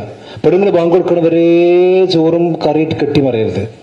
ഒരു 15 മിനിറ്റ് മുമ്പ് നമ്മൾ എല്ലാത്തിനും ഫ്രീ ആണ്. ഫ്രീ ആയിട്ട് ഒതു എടുത്ത് പടിഞ്ഞാറോട്ട് തിരിഞ്ഞിരുന്ന് കൈകൾ ഉയർത്തി പടച്ചവനോട് പ്രാർത്ഥിക്കുക. നമുക്ക് എന്തൊക്കെ ആവശ്യങ്ങൾ ദുനിയാവിൻ്റെതും പരലോകത്തിൻ്റെതും സ്വർഗത്തിൻ്റെതും എന്തൊക്കെ കാര്യങ്ങൾ അതാണ് ചോദിക്കാണ്ട്. അത് ചോദിക്കാൻ പറ്റിയ നമ്മുടെ ജീവിതത്തിൽ കിട്ടുന്ന ഏറ്റവും അസുലഭമായ അവസരമാണ് അത്താഴത്ത്. അത് അള്ളാഹ് പറഞ്ഞത് വബിൽഅസ്ഹാരിഹും യസ്തഗ്ഫിറൂൻ. മുഅ്മിനീങ്ങളെ പറ്റി അള്ളാഹ് പറഞ്ഞാണ് അവർ അത്താഴത്തിന്റെ സമയത്ത് ഇസ്തിഗ്ഫാർ ചെയ്യുന്നവരായിരിക്കും. അപ്പൊ അത്താഴം നമ്മൾ കഴിക്കണം. ആ അത്താഴം കഴിച്ചു കഴിഞ്ഞ് സുബഹി നിസ്കരിക്കാൻ വേണ്ടി ഒതു എടുക്കുക. ഇനി ആ ഒതു എടുത്തതിന് ശേഷം 2 റക്അത്ത് നിസ്കരിക്കാൻ കഴിഞ്ഞാൽ ഏറ്റവും നല്ലതാണ്. കാരണം ഒതുവിന് 2 റക്അത്ത് സുന്നത്തുണ്ട്. റമദാൻ ഒരു സുന്നത്ത് നമ്മൾ വിടാൻ പാടില്ല. ആ സമയത്ത് ഒതു എടുത്തു കഴിഞ്ഞാൽ ഒരു 2 റക്അത്ത് നിസ്കരിക്കുക. ആ 2 റക്അത്ത് ദീർഘമായി നിസ്കരിക്കാം. സുജൂദിൽ ദീർഘമായി നമുക്ക് പ്രാർത്ഥിക്കാം. അതാണ് ഏറ്റവും നല്ലത്. ആ സന്ദർഭത്തിൽ സുജൂദിൽ ഒരു മനുഷ്യന് പ്രാർത്ഥിക്കാൻ കഴിയുമെങ്കിൽ ആ പ്രാർത്ഥനയാണ് ഏറ്റവും നല്ലത്. കാരണം അല്ലാഹുവിലേക്ക് അഖറബു മാ യകൂൻ അബ്ദു മിൻ ഇലാ റബ്ബിഹി വഹുവ സാജിദ് എന്ന ഹദീസിൽ കാണാം, ഒരു മനുഷ്യൻ തന്റെ അള്ളാഹുമായി അടിമയുമായി അടിമ തന്റെ റബ്ബുമായി ഏറ്റവും അടുത്ത് നിൽക്കുന്ന സമയം അത് സുജൂദിലാണ്. അതുകൊണ്ട് അത്താഴത്തിന്റെ സമയം നമ്മൾ ബറക്കത്തുള്ള സമയമാണ്. ഇവിടെ ശ്രദ്ധിക്കണം. പിന്നെ നോമ്പ് നോൽക്കണമെന്ന് നിയ്യത്ത് വേണം. ഇന്നമൽ അമാലു ബിന്നിയാത്ത്. അപ്പൊ നമ്മളൊക്കെ ചെറുപ്പത്തിൽ പഠിച്ചിട്ടുണ്ടാവും നവൈത്തു സൗമദിൻ അന്നദായി ഫർദ റമദാനി ലില്ലാഹി തആല. ചില ആളുകളെ സംബന്ധിച്ചിടത്തോളം ഈ നിയ്യത്ത് നാവുകൊണ്ട് ഉച്ചരിക്കാൻ പാടില്ല എന്നൊക്കെ അവർക്കറിയാം. എന്നാലും ഈ നവൈത്ത് കൊണ്ട് പറയാഞ്ഞാലൊരു സമാധാനം ഉണ്ടാവില്ല. നോമ്പ് കൊണ്ട് ശരിയാകാത്ത മൂലം ചില ആളുകൾക്ക്. നമ്മൾ മനസ്സിലാക്കേണ്ടത് വെച്ചാൽ നിയ്യത്ത് വേണമെന്ന് പഠിപ്പിച്ചത് മുത്തുനബി സല്ലല്ലാഹു അലൈഹി വസല്ലമയാണല്ലോ. അല്ല, ഇന്നമൽ അമാലു ബിന്നിയാത്ത് എന്ന് പഠിപ്പിച്ചത് ആരാണ്? നബി സല്ലല്ലാഹു അലൈഹി വസല്ലമയാണ്. എന്നാൽ റസൂലുള്ളാഹി സ്വല്ലല്ലാഹു അലൈഹി വസല്ലം ലോകത്ത് ഒരുപാട് ഇബാദത്തുകൾ നമുക്ക് പഠിപ്പിച്ചു തന്നിട്ടുണ്ട്. ഒറ്റ നിയ്യത്ത് പഠിപ്പിച്ചു തന്നിട്ടില്ല. എത്ര ഇബാദത്തുണ്ട്, എത്ര നിസ്കാരമുണ്ട്, എത്ര സുന്നത്ത് നിസ്കാരങ്ങളുണ്ട്, എന്തൊക്കെ. എല്ലാത്തിനും നിയ്യത്ത് വേണം. ഇപ്പൊ സ്വതക്ക കൊടുക്കുമ്പോൾ നിയ്യത്ത് വേണ്ടേ? അപ്പൊ നമ്മളെന്താ പറയാ? നവീത്ത് സ്വതഖത്താണ്. നിങ്ങളാരും കേട്ടോ അങ്ങനെ നിയ്യത്ത്? ഹജ്ജ് ചെയ്യുമ്പോ, ഉംറ ചെയ്യുമ്പോ, അതുപോലെ തന്നെ എന്ത് കാര്യങ്ങൾക്കും ഈ ക്ലാസ്സിരിക്കണം നിയ്യത്ത് വേണം. ഈ ക്ലാസ്സിരിക്കുമ്പോൾ അങ്ങനെ നിയ്യത്ത് ചെയ്യുക, എല്ലാതും നിയ്യത്ത് വേണം. ഇപ്പൊ നിയ്യത്ത് വേണമെന്ന് പഠിപ്പിച്ച റസൂലുള്ളാഹി സ്വല്ലല്ലാഹു അലൈഹി വസല്ലം ഒരിക്കലും നിയ്യത്തിന്റെ വാചകം പഠിപ്പിച്ചിട്ടില്ല. ഇമാം നവവി തന്നെ അദ്ദേഹത്തിന്റെ അദ്കാറിലും ഇമാം 2ാം ഷാഫി എന്നറിയപ്പെടുന്ന ഷാഫി പണ്ഡിതന്മാരിൽ ഏറ്റവും പ്രഗത്ഭനാണ് ഇമാം നവവി. അദ്ദേഹം അന്നിയത്തു അൽ ഖസ്ദു മഹല്ലുഹാ അൽ ഖൽബ് എന്നാണ് പറഞ്ഞത്. നിയ്യത്ത് എന്ന് പറഞ്ഞാൽ മനസ്സിൽ വിചാരിക്കുക. അതിന്റെ കേന്ദ്രം ഹൃദയമാണ്. അപ്പൊ ഹൃദയത്തിലെ നിയ്യത്ത് കൊണ്ട് 2 കാര്യമാണ് നിയ്യത്ത് കൊണ്ട് പണ്ഡിതന്മാർ പറഞ്ഞത്. ഒന്ന് ഇഖ്ലാസ്. ഞാൻ ആർക്ക് വേണ്ടി നോമ്പ് വിൽക്കണത്? പെരിൽ എല്ലാവരും നോമ്പ് വിൽക്കണം, ഞാൻ മാത്രം നോമ്പുള്ളനായാൽ പറ്റില്ല. പണ്ടൊക്കെ അങ്ങനെ ഉണ്ടെങ്കിൽ ഇപ്പൊ ആരും നോമ്പ് അങ്ങനൊന്നുമില്ല. അതല്ല, അള്ളാഹ്ക്ക് വേണ്ടി നോമ്പ് നിൽക്കുന്നു. പിന്നെ ഞാൻ ഫർളാണോ സുന്നത്താണോ കഫാറത്താണോ എനിക്ക് നിർബന്ധമാക്കപ്പെട്ട നോമ്പാണോ നേർച്ചയുടെ നോമ്പാണോ അത് തമ്മിൽ വേർതിരിക്കണം. ഇത് നിയ്യത്തിന്റെ 2ാമത്തെ ഭാഗം. നമ്മൾ ചെയ്യുന്ന ഇബാദത്ത് ഫർളാണോ സുന്നത്താണോ എന്നത് വേർതിരിച്ച് തമീസുൽ ഇബാദ. ഇത് 2ാം നിയ്യത്ത്. ഈ നിയ്യത്തിലൂടെയാണ് നമ്മൾ നോമ്പിലേക്ക് പ്രവേശിക്കുന്നത്. അപ്പൊ നവീത്ത് സൗമദൻ നമ്മൾ ചെല്ലേണ്ട ആവശ്യമില്ല. ഞാൻ നാളെ നോമ്പ് ഫർളാ നോമ്പ് ഞാൻ നാളെ നോൽക്കുന്നുണ്ട്, അള്ളാഹ്ക്ക് വേണ്ടി നോക്കുന്നില്ലെന്ന് മനസ്സിൽ കരുതിയാൽ മതി. ശൈഖുൽ ഇസ്ലാം ഇബ്നു തൈമിയ്യ റഹ്മത്തുള്ളാഹി അലൈഹി നിയ്യത്ത് വായ കൊണ്ട് ഉച്ചരിക്കുന്നവന്റെ പരിഹാസ്യത പറഞ്ഞിട്ടുണ്ട്. നിയ്യത്ത് വായ കൊണ്ട് ഉച്ചരിക്കുക, എല്ലാത്തിനും നിയ്യത്തുവാണല്ലോ. നമ്മൾ ഭക്ഷണം കഴിക്കണം എന്തിനാ? അത് നിയ്യത്ത് വേണം. ശൈഖുൽ ഇസ്ലാം ഇബ്നു തൈമിയ്യ പറയാണ്, ഒരേ ഭക്ഷണം കഴിക്കുമ്പോൾ നിയ്യത്ത് ഉച്ചരിച്ചാൽ ഉണ്ടാവും, ഞാൻ ചോറിടുകയാണ്, ഞാൻ കറി പാരുകയാണ്, ഞാൻ ഉരുള ഉരുട്ടുകയാണ്, ഞാൻ അത് വായിലേക്ക് വെക്കുകയാണ്. ഇങ്ങനെ മനുഷ്യൻ പറഞ്ഞാൽ തൊള്ളോട് ഇങ്ങനെ പറയുമ്പോൾ എന്താ ഉണ്ടാകുക? ആളുകളെന്താ തെറ്റിദ്ധരിക്കുക? അയക്കൊന്ത തലക്ക് സുഖമില്ല എന്നല്ലേ? ഇതൊന്നും പറയാതെ തന്നെ ആ മനുഷ്യനെ അറിയാലോ. ആ മനുഷ്യൻ മനസ്സിൽ കരുതലാണ് യഥാർത്ഥത്തിൽ നിയ്യത്ത് എന്ന് പറഞ്ഞാൽ. അപ്പൊ നിയ്യത്ത് നാവുകൊണ്ട് ഉച്ചരിക്കാൻ പാടുന്നത് ബിദ്അത്താണ്. അപ്പൊ നോമ്പ് റമദാൻ മാസത്തിൽ തന്നെ ബിദ്അത്ത് കൊണ്ട് നോമ്പ് തുടങ്ങണ്ട. നിയ്യത്ത് 2 തരണ്ട്. നിയ്യത്തിൽ ഉമൂം ഉണ്ട്, നിയ്യത്തിൽ ഖുസൂസ് ഉണ്ട്. അപ്പൊ ജീവിതകാലം മുഴുവൻ അള്ളാഹുവിന്റെ ഇബാദത്ത് ചെയ്യും, അള്ളാഹ് എനിക്ക് ആയുസ് എന്നിടത്തോളം കാലം നിസ്കരിച്ചെന്ന് ഒറ്റ നിയ്യത്ത് വെച്ചുകൊണ്ട് എല്ലാ നിസ്കാരത്തിന് നിയ്യത്താവില്ല. അത് വേറെ വേറെ തന്നെ ചെയ്യണം. നബി സല്ലല്ലാഹു അലൈഹി വസല്ലം പറഞ്ഞു, മല്ലം യുബയ്യിത് അസ്സിയാമ ഖബല അൽ ഫജ്ർ ഫലാ സിയാമ ലഹു. ബാങ്ക് കൊടുക്കുന്നതിന് മുമ്പ് നിയ്യത്ത് വേണം കേട്ടോ. ബാങ്ക് ഫജ്ർ ആകുന്നതിന്റെ മുമ്പ് ഒരു മനുഷ്യന് നിയ്യത്തില്ലെങ്കിൽ അവന് നോമ്പില്ല. ഹദീസിൽ റസൂലുള്ളാഹി പറഞ്ഞു. മനസ്സിലായില്ലേ?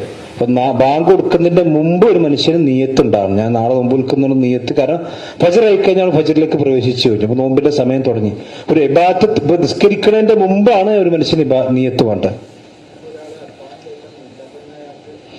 അതെ, അത് അത്തായം കഴിച്ചാൽ നീറ്റാൻ പിന്നെ നീയത്തുണ്ടെങ്കിലും ആ ഇബാദത്തിന് പ്രത്യേകം കസ്ത് വേണം.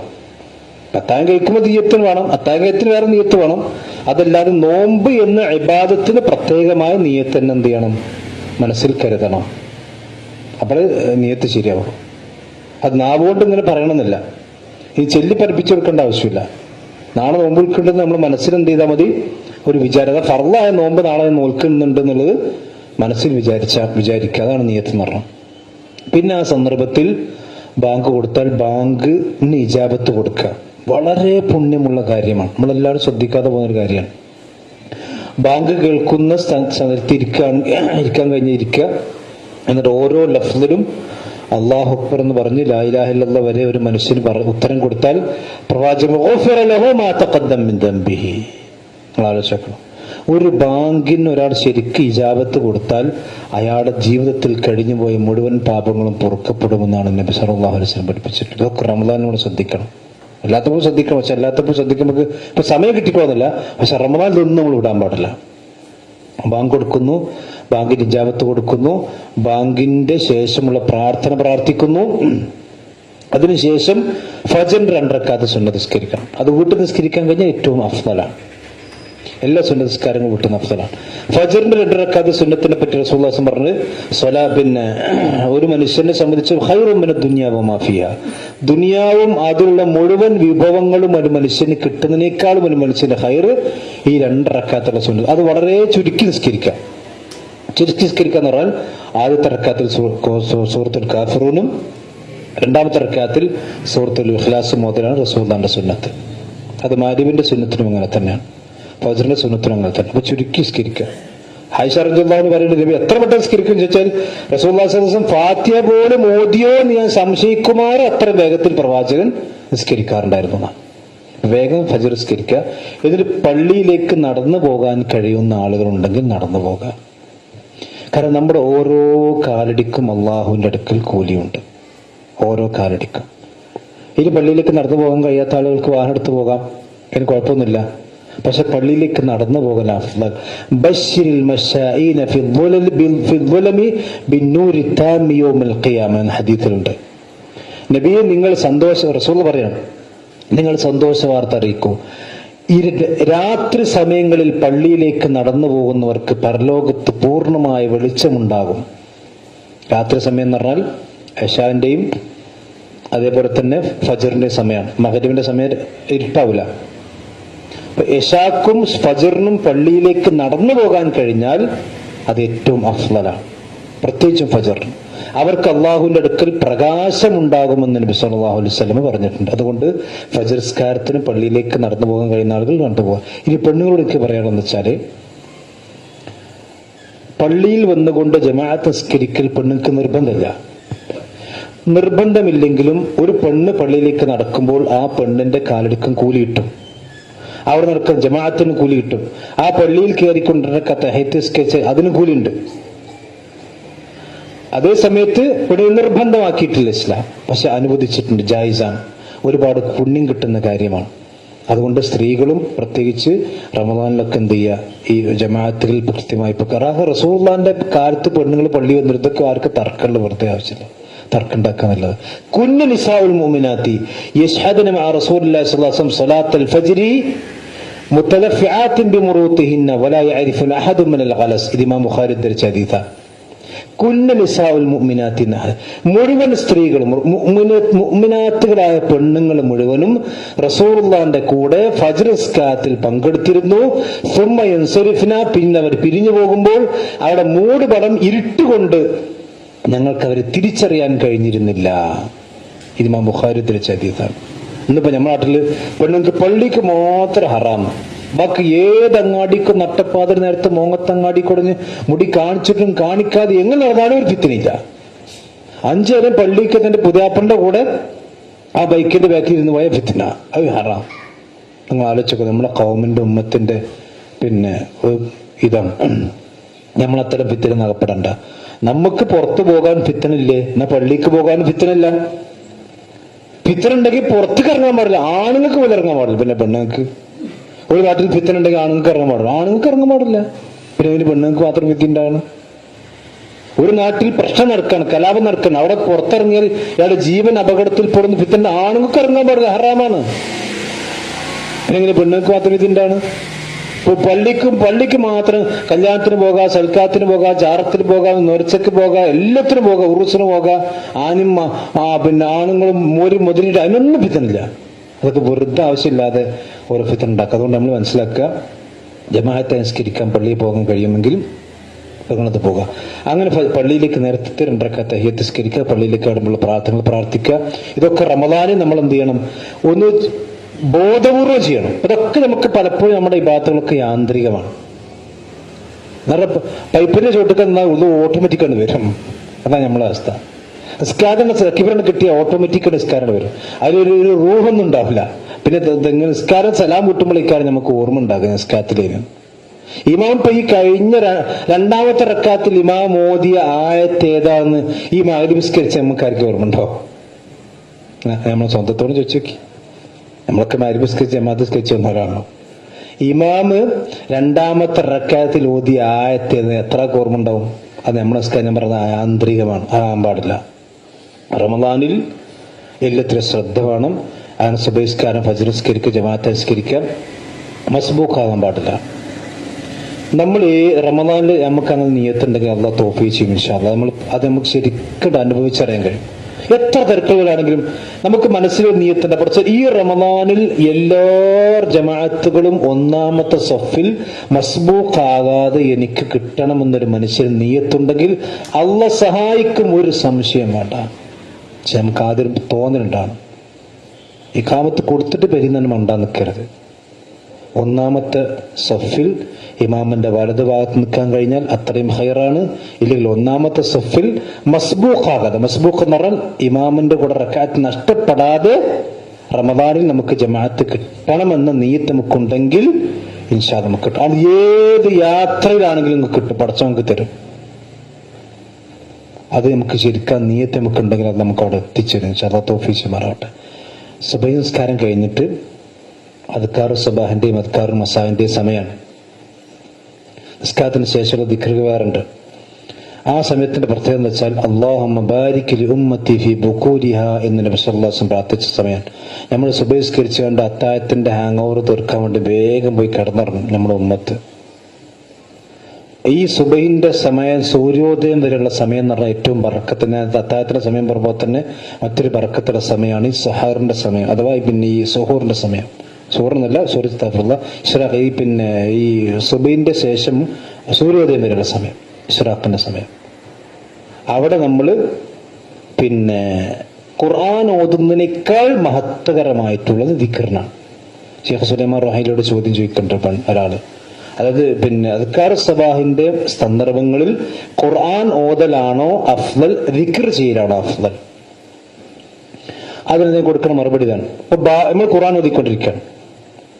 ഖുർആൻ ഓതിക്കൊണ്ടിരിക്കുമ്പോൾ ബാങ്ക് കൊടുത്തു. അപ്പൊ നമ്മൾ എന്താ ചെയ്യേണ്ടത്? മുസ്ഹാഫ് അടച്ചു വെച്ച് ബാങ്കിന് ഇജാബത്ത് കൊടുക്കും. കാരണം ആ സന്ദർഭത്തിൽ ചെയ്യേണ്ട ദിക്ർ അതാണ്. അപ്പൊ ആ സന്ദർഭത്തിൽ ചെയ്യേണ്ട ദിക്ർ അതാകുമ്പോൾ അതാണ് ഖുർആൻ ഓത്തിനേക്കാളും അപ്പോൾ അഫ്ദൽ. മുത്തലഖനല്ല, നിരുപാധികമല്ല. നിരുപാധികം അദ്കാർ സബാഹ് ഖുർആൻ ഓത്താന്ന് ചോദിച്ചാൽ ഖുർആനാണ് അഫ്ദൽ. പക്ഷെ ആ അദ്കാർ സബാഹിന്റെ സമയം ഉച്ചക്കില്ലല്ലോ, അതെപ്പോഴേ ഉള്ളൂ, അതാ സമയത്തേ ഉള്ളൂ. അതുകൊണ്ട് ആ സമയത്ത് അദ്കാർ സബാഹ് ചെയ്യലാണ് അപ്പോൾ ഖുർആൻ ഓതുന്നേക്കാൾ. അപ്പൊ ഖുർആൻ ഓതാൻ പാടില്ല എന്നല്ലോ ഞാൻ പറഞ്ഞതിനർത്ഥം. പക്ഷെ ആ സമയത്ത് നമ്മൾ ദിക്ർ ചൊല്ലി കഴിഞ്ഞിട്ട് നമുക്ക് എന്ത് ചെയ്യാം? ഖുർആൻ ഓതാം. അദ്കാർ സബാഹ് നമുക്ക് അതിലേക്ക് കൂടുതൽ കിടക്കില്ല. പിന്നെ നമ്മൾ ജമീൽ ആപ്പ് എല്ലാവരും ഡൗൺലോഡ് ചെയ്യുക. അതുപോലെ തന്നെ അതിന് മാത്രമുള്ള അദ്കാർ സബാഹ് മസാന് മാത്രമുള്ള ആപ്പുകൾ ഉണ്ടാവും. അതല്ലെങ്കിൽ ബുക്ക്, പ്രിന്റഡ് ആയ ബുക്കുകൾ ഉണ്ടാവും. അതെങ്കിലും നമ്മൾ മനപ്പാടാക്കുക. ആ ദിക്റുകൾ നമ്മൾ ചൊല്ലി പള്ളിയിൽ ഇരിക്കാൻ കഴിഞ്ഞാൽ ഏറ്റവും അഫ്ദൽ അതാണ്. ജോലി തിരക്കുള്ള ആളുകളുണ്ടാവും, അവർക്ക് പോകുന്നതിന് കുഴപ്പമൊന്നുമില്ല. പക്ഷെ ദിക്ർ നമ്മൾ ഒരിക്കലും ഒഴിവാക്കാൻ പാടില്ല. അതിലൊരിക്കലും നമ്മൾ ഒഴിവാക്കാൻ പാടില്ലാത്ത ദിക്റാണ് ലാ ഇലാഹ ഇല്ലല്ലാഹു വഹ്ദഹു ലാ ശരീക ലഹു ലഹുൽ മുൽക്കു വലഹുൽ ഹംദു വഹുവ അലാ കുല്ലി ഷൈഇൻ ഖദീർ എന്നുള്ളത് 100 തവണ ചെല്ലാത്ത ഒരു റമദാന് പോലും നമുക്ക് ജീവിതത്തിൽ ഉണ്ടാകാൻ പാടില്ല. ലാ ഇലാഹ ഇല്ലല്ലാഹു വഹ്ദഹു ലാ ശരീക ലഹു ലഹുൽ മുൽക്കു വലഹുൽ ഹംദു വഹുവ അലാ കുല്ലി ഷൈഇൻ ഖദീർ. നബി സല്ലല്ലാഹു അലൈഹി വസല്ലം ഈ ദിക്ർ മനുഷ്യൻ ചൊല്ലിക്കഴിഞ്ഞാൽ 4 കാര്യങ്ങൾ അവന് കിട്ടും. 100 നന്മ അല്ലാഹു രേഖപ്പെടുത്തും, 100 തിന്മ അല്ലാഹു സുബ്ഹാനഹു വ തആല അവനിൽ നിന്ന് മായ്ച്ചു കളയും. അതേപോലെ തന്നെ അവന്റെ രാവിലെ മുതൽ ആ ദിക്ർ ചൊല്ലിയത് മുതൽ അല്ലാഹു സുബ്ഹാനഹു വ തആല അവന് പ്രത്യേകമായ ഒരു സംരക്ഷണം, പിശാചിൽ നിന്നുള്ള ഒരു സംരക്ഷണം അല്ലാഹു സുബ്ഹാനഹു വ തആല ഏർപ്പെടുത്തി കൊടുക്കുന്ന, ഇത് ശരിക്കും നമുക്ക് അനുഭവിച്ചറിയാം. അന്ന് അവന്റെ ജീവിതത്തിൽ സംഭവിക്കുന്ന തിന്മകൾക്കുള്ള പരിഹാരമാണ് ഈ ദിക്ർ ചെല്ലുന്ന ദിവസവും ചെല്ലാത്ത ദിവസവും നിങ്ങൾ ശ്രദ്ധിച്ചു നോക്കണ്ടേ, ശരിക്കും വ്യത്യാസം റസൂൽ പറഞ്ഞ് മനസ്സിലാക്കാൻ കഴിയും. അതുകൊണ്ട് ലാ ഇലാഹ ഇല്ലല്ലാഹു വഹ്ദഹു ലാ ശരീക ലഹു ലഹുൽ മുൽക്കു വലഹുൽ ഹംദു വഹുവ അലാ കുല്ലി ഷൈഇൻ ഖദീർ എന്നുള്ളത് അദ്കാർ സബാഹിന്റെ സന്ദർഭത്തിൽ. അതുപോലെ ഒരുപാട് ദിക്റുകളുണ്ട്. വിശുദ്ധ ഖുസ്ബിന്റെ സൂറത്തുൽ ഇഖ്ലാസ് 10 പ്രാവശ്യമുണ്ട്. അതുപോലെ തന്നെ സയ്യിദുൽ ഇസ്തിഗ്ഫാർ ഉണ്ട്, സുബ്ഹാനല്ലാഹി ബിഹംദിഹി 100 പ്രാവശ്യമുണ്ട്. അത് എത്രയും പ്രാവശ്യം ചെയ്യണം. 100 ഏറ്റവും ചുരുങ്ങിയതാണ്, അത് എത്രയും അധികരിപ്പിക്കാം. മാത്രമല്ല പ്രവാചകൻ ഈ ലാ ഇലാഹ ഇല്ലല്ലാഹു വഹ്ദഹു ലാ ശരീക ലഹു ചൊല്ലിയ ആളെ പറ്റി റസൂൽ പറഞ്ഞത് അന്ന് ഏറ്റവും നല്ല അമൽ ചെയ്ത ആളയാളാണ്. അന്ന് ഭൂമിയിൽ ഏറ്റവും നല്ല സൽക്കർമ്മം ചെയ്ത. ഇനി ആ ലാ ഇലാഹ ഇല്ലല്ലാഹു വഹ്ദഹു 100 അധികം ഒരാൾ അധികരിപ്പിച്ചെങ്കിൽ അല്ലാതെ ഇയാളായിരിക്കും ഏറ്റവും ടോപ്പിൽ. അന്ന് ഏറ്റവും വലിയ സൽക്കർമ്മം ചെയ്തതിൽ ഈ മനുഷ്യൻ ടോപ്പിലേക്ക് എത്തി. ഇനി ആ 100ന്റെയും മുകളിൽ വേറെ ആൾ ചെല്ലിയിട്ടുണ്ടെങ്കിൽ ഇയാൾ താഴെ ആകുള്ളൂ എന്നാണ് നബി സല്ലല്ലാഹു അലൈഹി വസല്ലം. അത്രയും ചെല്ലാം. അദ്കാർ സബാഹ് ചൊല്ലി പള്ളിയിൽ ഇരിക്കുക, ചിലപ്പോൾ ഉറങ്ങാതിരിക്കാൻ ശ്രദ്ധിക്കുക. പള്ളിയിൽ ഇരിക്കുക എന്ന് പറഞ്ഞ് ചിലപ്പോൾ നിസ്കരിച്ച സ്ഥലത്ത് തന്നെ ഇരിക്കണമെന്നില്ല.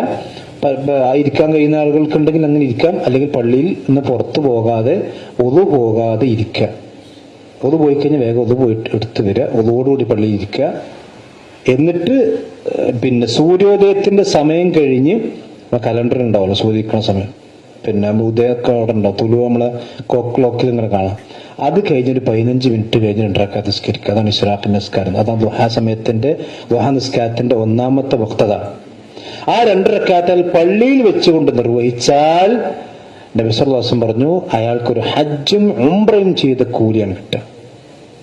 ഒരു ഹജ്ജിന്റെയും ഒരു ഉംറയുടെയും പ്രതിഫലം എത്രയാണോ ആ ഒരു ഹജ്ജിന്റെ കൂലി കിട്ടും. അപ്പൊ നമ്മൾ ഇവിടുന്ന് ശരിക്കും ഹജ്ജിന് പോയാൽ എത്ര ഹജ്ജിന്റെ കൂലി കിട്ടും? ഒരാൾ ഒരു ഹജ്ജ് എത്ര ഹജ്ജിന്റെ കൂലി കിട്ടും? അല്ല, മൻ ജാഅ ബിൽ ഹസനത്തി ഫലഹു 10 അംസാലിഹാ. ഒരു ഹജ്ജ് ഒരാൾ ചെയ്താൽ എത്ര ഹജ്ജിന്റെ കൂലിയാണ്? 10 ഹജ്ജിന്റെ കൂലി കിട്ടും, ഏറ്റവും ചുരുങ്ങിയത്. പക്ഷെ ഇവിടെ എത്രയുള്ളൂ? ഒരു ഹജ്ജിന്റെ കൂലി. അതാ വ്യത്യാസം. പിന്നെ ഫർദായ ഹജ്ജ് ഇവിടുന്ന് പള്ളിക്കുന്ന കൂടില്ല, അത് വേറെ വിഷയം. അത് അവിടെ തന്നെ പോകണം. അതിന്റെ പ്രതിഫലമാണ് പ്രവാചകൻ പറഞ്ഞത്, അതിന്റെ കൂലി. അതുകൊണ്ട് അത് എല്ലാ ആളുകൾക്കും ചിലപ്പോൾ തിരക്കുള്ള ആളുകളുണ്ടാവും, അവർക്ക് തിരക്ക് പോകുന്നതിന് കുഴപ്പമൊന്നുമില്ല. പക്ഷെ നബി സല്ലല്ലാഹു അലൈഹി വസല്ലം ഫജ്ർ വരെ പള്ളിയിൽ ഇരുന്നു ഹദീസിൽ നമുക്ക് കാണാൻ കഴിയും. അതിലിരിക്കാൻ കഴിയുന്ന ആളുകൾക്ക് റമദാനിലെങ്കിൽ നമ്മൾ ഇരിക്കണം. ഇനി അങ്ങനെ പിന്നെ എല്ലാ ദിവസവും ഇരിക്കാൻ കഴിയുമെങ്കിലും ഒഴിവുള്ള സമയമെങ്കിലും നമ്മൾ ദുഹാ നിസ്കാരം അവിടെ നിസ്കരിച്ച് വരാം. അതിനുശേഷം വീട്ടിലേക്ക് നമ്മൾ തിരിച്ചു പോകുമ്പോൾ നടന്നു പോകാൻ കൂലി കിട്ടും. ഇനി നമുക്ക് നമ്മുടെ ജോലിയിലേക്ക് പോകാം. പിന്നെ നമ്മൾ ളുഹർ വരെ ഫ്രീ ആണ്. ആ ളുഹർ വരെ ഫ്രീ എന്ന് പറഞ്ഞാൽ നമ്മൾ 2 റക്അത്ത് ദുഹാ നിസ്കരിച്ചിട്ടുണ്ട്. പക്ഷെ 8 റക്അത്ത് വരെ ദുഹാ നിസ്കരിക്കാം. നമുക്ക് 8 റക്അത്ത് വരെ ദുഹാ നിസ്കരിക്കാം. ഈ ദുഹാ നിസ്കാരത്തിന്റെ പുണ്യം എത്ര അറിയോ? നബി സല്ലല്ലാഹു അലൈഹി വസല്ലം ഒരാൾക്ക് ശരീരത്തിൽ 360 സന്ധികളുണ്ട്. നബി സല്ലല്ലാഹു അലൈഹി വസല്ലം ഇത് പറയുന്നത് എക്സ്റേയും സ്കാനിങ് ഒന്നും ഇല്ലാത്ത കാലത്താട്ടോ. ഇന്നിപ്പോ നമുക്ക് എക്സ്റേ എടുത്ത് നോക്കിക്കഴിഞ്ഞാൽ എന്റെ സന്ധികളൊക്കെ ഉണ്ട്. സന്ധികൾ എന്ന് പറഞ്ഞാൽ വിരല്, ഇപ്പൊ ഈ വിരല് എനിക്ക് ഇങ്ങനെ ഇളക്കണമെങ്കിൽ എന്റെ എത്ര സന്ധികൾ കൃത്യമായി ചലിക്കാന്നറിയാം. പ്രവാചകൻ പറയും ഈ 360 സന്ധികൾക്ക് ഒരാൾ സ്വതക്ക കൊടുക്കണം, ദിവസം കൊടുക്കണം എന്ന് റസൂൽ പറഞ്ഞു. അപ്പൊ 360 സ്വതക്ക ഒരു മനുഷ്യൻ ദിവസം കൊടുക്കണം. സഹാബത്ത് പറഞ്ഞു പൊന്നാരി നബി ആർക്കത് കഴിയുക? ഒരു സ്വതക്കനോട് കൊടുക്കാൻ കഴിയുന്നില്ല. 360 സ്വതക്ക ഒരു മനുഷ്യൻ ഈ സന്ധികൾക്ക് കൊടുക്കണം എന്ന് റസൂൽ പറഞ്ഞപ്പോ സഹാബത്ത് പറഞ്ഞു നബി അത് സാധിക്കുമോ? നബി പറഞ്ഞു 2 കാര്യം അതിന് ബദലാണ്. ഒന്ന്, നിങ്ങൾ നടന്നു പോകുന്ന വഴിയിൽ വല്ല തടസ്സവും ഉണ്ടെങ്കിൽ അത് നീക്കം ചെയ്യാം. സദഖയാണ്. അത്ര 360 സന്ധിക്കുള്ള സദഖയാണ്. അപ്പൊ നമ്മളിങ്ങനെ ബൈക്കായിട്ട് പോകുമ്പോൾ ഒരു മട്ടില് റൂട്ട് വീണ് എടുക്കുന്നുണ്ട്, നമ്മൾ വെട്ടിച്ചാൽ പോകും. അല്ലാണ്ടാല് നമ്മളങ്ങനെ വെട്ടിച്ചാൽ പോകും. എന്നാൽ അവിടെ സൈഡാക്കി ആ മട്ടിലൊന്നും എടുത്ത് സൈഡ് കിട്ടാൽ 360 സന്ധിയുടെ സദഖ അയാൾക്ക് കഴിഞ്ഞു. ഇല്ലെങ്കിൽ പ്രവാചകൻ പറഞ്ഞു 2 റക്അത്ത് അദ്ദുഹാ, 2 റക്അത്ത് എന്ത് ചെയ്യുക? ദുഹാ നിസ്കരിക്കുക.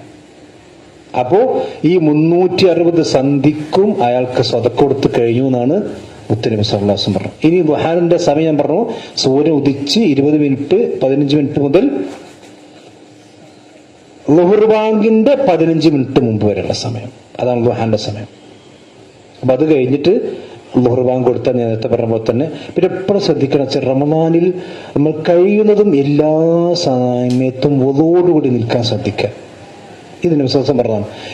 ഇനി റമദാൻ അല്ലാത്ത കാലത്ത് നമ്മൾ ശ്രദ്ധിക്കുക. ഒന്ന് പോയി കഴിഞ്ഞാൽ അപ്പം വുദുഎടുക്കുക.